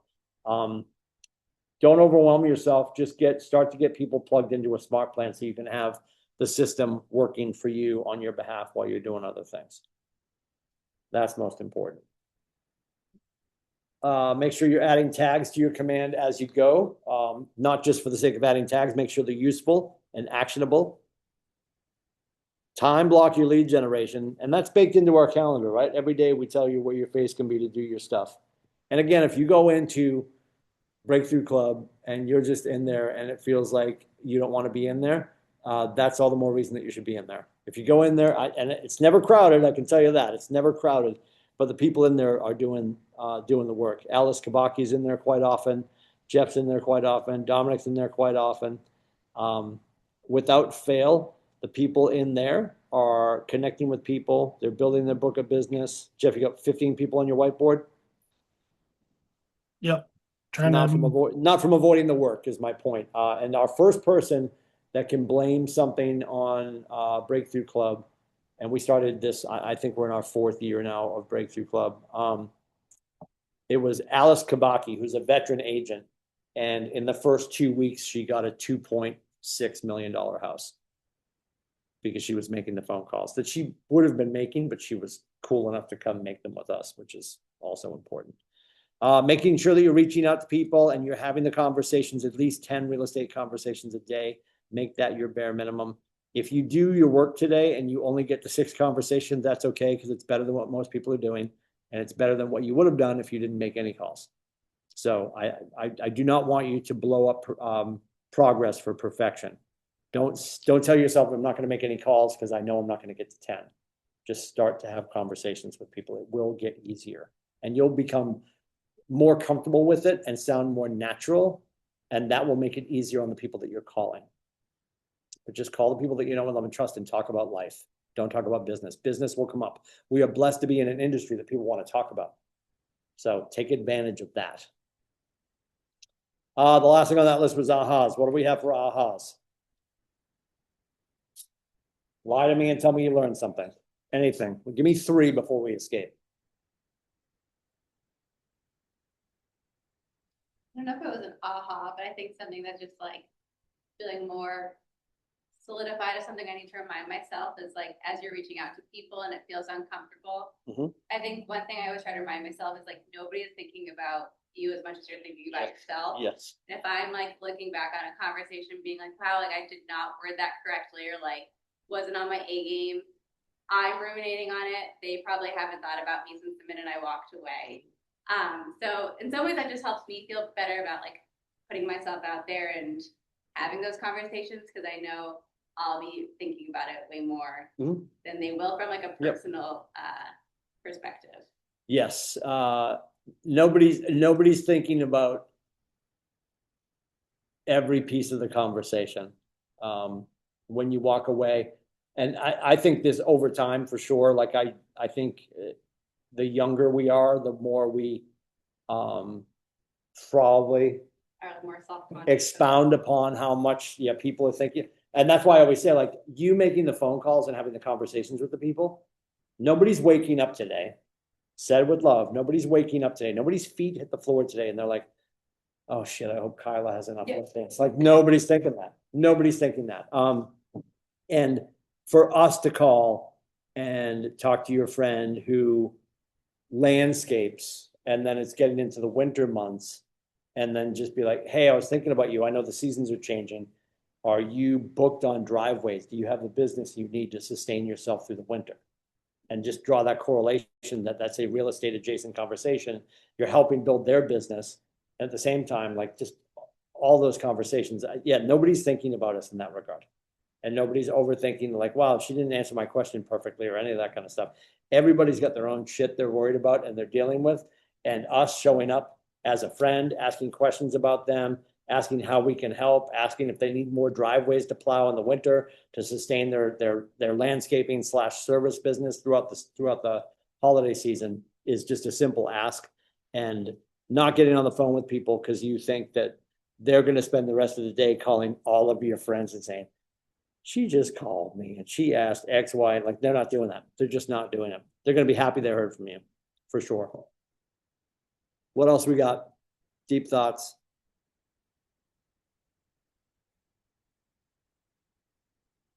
Maybe not super deep, but the part 2 of what you're just saying too is when you do get to talk to people and they are sharing what's going on with them, because most people are more thinking about what's going on their own way, writing it down and start taking those notes more. Like as we were going through this, I was remembering like a conversation I had with a neighbor the other day and just trying to write it down so that when you do talk to them next time, you don't forget. Because if I don't write it down, it disappears from my memory typically. Yeah, and before you go across the street to talk to them or pick up the phone to call your friend, you just look at the notes real quick. Yeah. And just make it, it's not like you're not reading from the notes. Yeah, but it But like, hey, you know what I was thinking of over the weekend? Last time we talked, you had mentioned blah, blah, blah. And they're just like, how did she remember? Yeah. Let them think you're magic. Yeah. Let them think you have the greatest memory in the world. You know, it's nobody's gonna be offended that you thought of them, called them back. And the most powerful phrase when we're calling people back is, hey, I was thinking about you guys over the weekend. Mm-hmm. Nobody's doing that because we just said everybody's self-involved. Like, so for you to open with that, as opposed to, hey, I'm calling to check in. Hey, I'm calling to follow up. Hey, I was thinking about you guys over the weekend. You mentioned that you and Jake want to do X, Y, and Z. Would you be open to X, Y, and Z? And you just storyboard what you know as the realtor and the professional and the fiduciary and the field guide. These next steps will make you successful. And they might push back. That's okay. But they're also going to end that engagement with you knowing that you were thinking about them and offering them their next logical steps in their best interest. And that's all that matters. All right, there's 2 ahas. You guys are getting outskated over here. One more aha before we go. And then I'll see you guys at 12 o'clock so we can yell at each other about our numbers. Follow through. I never really considered the depth of that follow through, and um, I saw my grandmother recently, who lives with my aunt, my uncle, and they've since I got into real estate, they've been contemplating moving down south, and I think part of me is kind of like not wanting it to happen, so I haven't really been doing much to help. They're not ready, but they would like to know where they're at, you know. And I've kind of been dragging my feet, and you saying that, and obviously me forgetting it in the layout of it, kind of just made it hit home even more. Um, but yeah, just that follow through. And I mean, as much as we always say, you know, like, oh, I'm fearful of, you know, disappointing the people that I love, and I want to help people that I love, and then actually disappointing them for no fault to anyone but your own. Um, and for worst off negligence. It just hit hard, and it was one of those things that I'm definitely going to make sure that I get done this week, to have a follow up with them this weekend, get a chance to see them on top of it all. Excellent. I believe tomorrow, I'm going to make a mistake. I can't remember if tomorrow is open houses or if tomorrow is appointments. It's one of the two. I promise you that. I know that it's tomorrow appointments. Thank you. Tomorrow's appointments. Thursday is open houses. I will be here for tomorrow and Thursday. Ashley is going to take you guys through social media on Friday. That will be session 5. And then these classes will come back again in September. So next week, once we wrap these classes, I would invite all of your faces to join us for the lead gen thing. And if whatever you're doing for lead gen, whatever your comfort level is, I would love to have more people in Breakthrough Club in the morning to support each other. The solidarity of nobody wants to do lead gen, but doing the hard things together is important. And then of course, 12 o'clock, the most important thing. We had a really good group yesterday at noontime, which I was happy with for a Monday. So if we can keep that group growing, this market center is going to thrive by, the fact that we have the number of people that we have. We're always only going to get a percentage of people to show up for certain things. And certainly the work part of what we do, the jobby job part of what we do, I know people don't love. But the more that we can demonstrate the fact that showing up for each other is going to make a difference for this market center and for our businesses collectively is really important. So I will see you guys at 12 o'clock for the midday protocol. Tomorrow, we will not have a midday protocol. And we will be back with it, class and midday protocol for Thursday and Friday. We have class tomorrow, but no midday protocol. Anything else before we jump?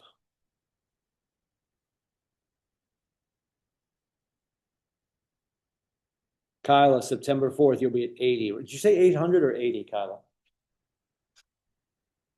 80. Just checking. Okay, just checking. If I was going to catch you at this moment. All right. See you guys at 12. Thank you so much.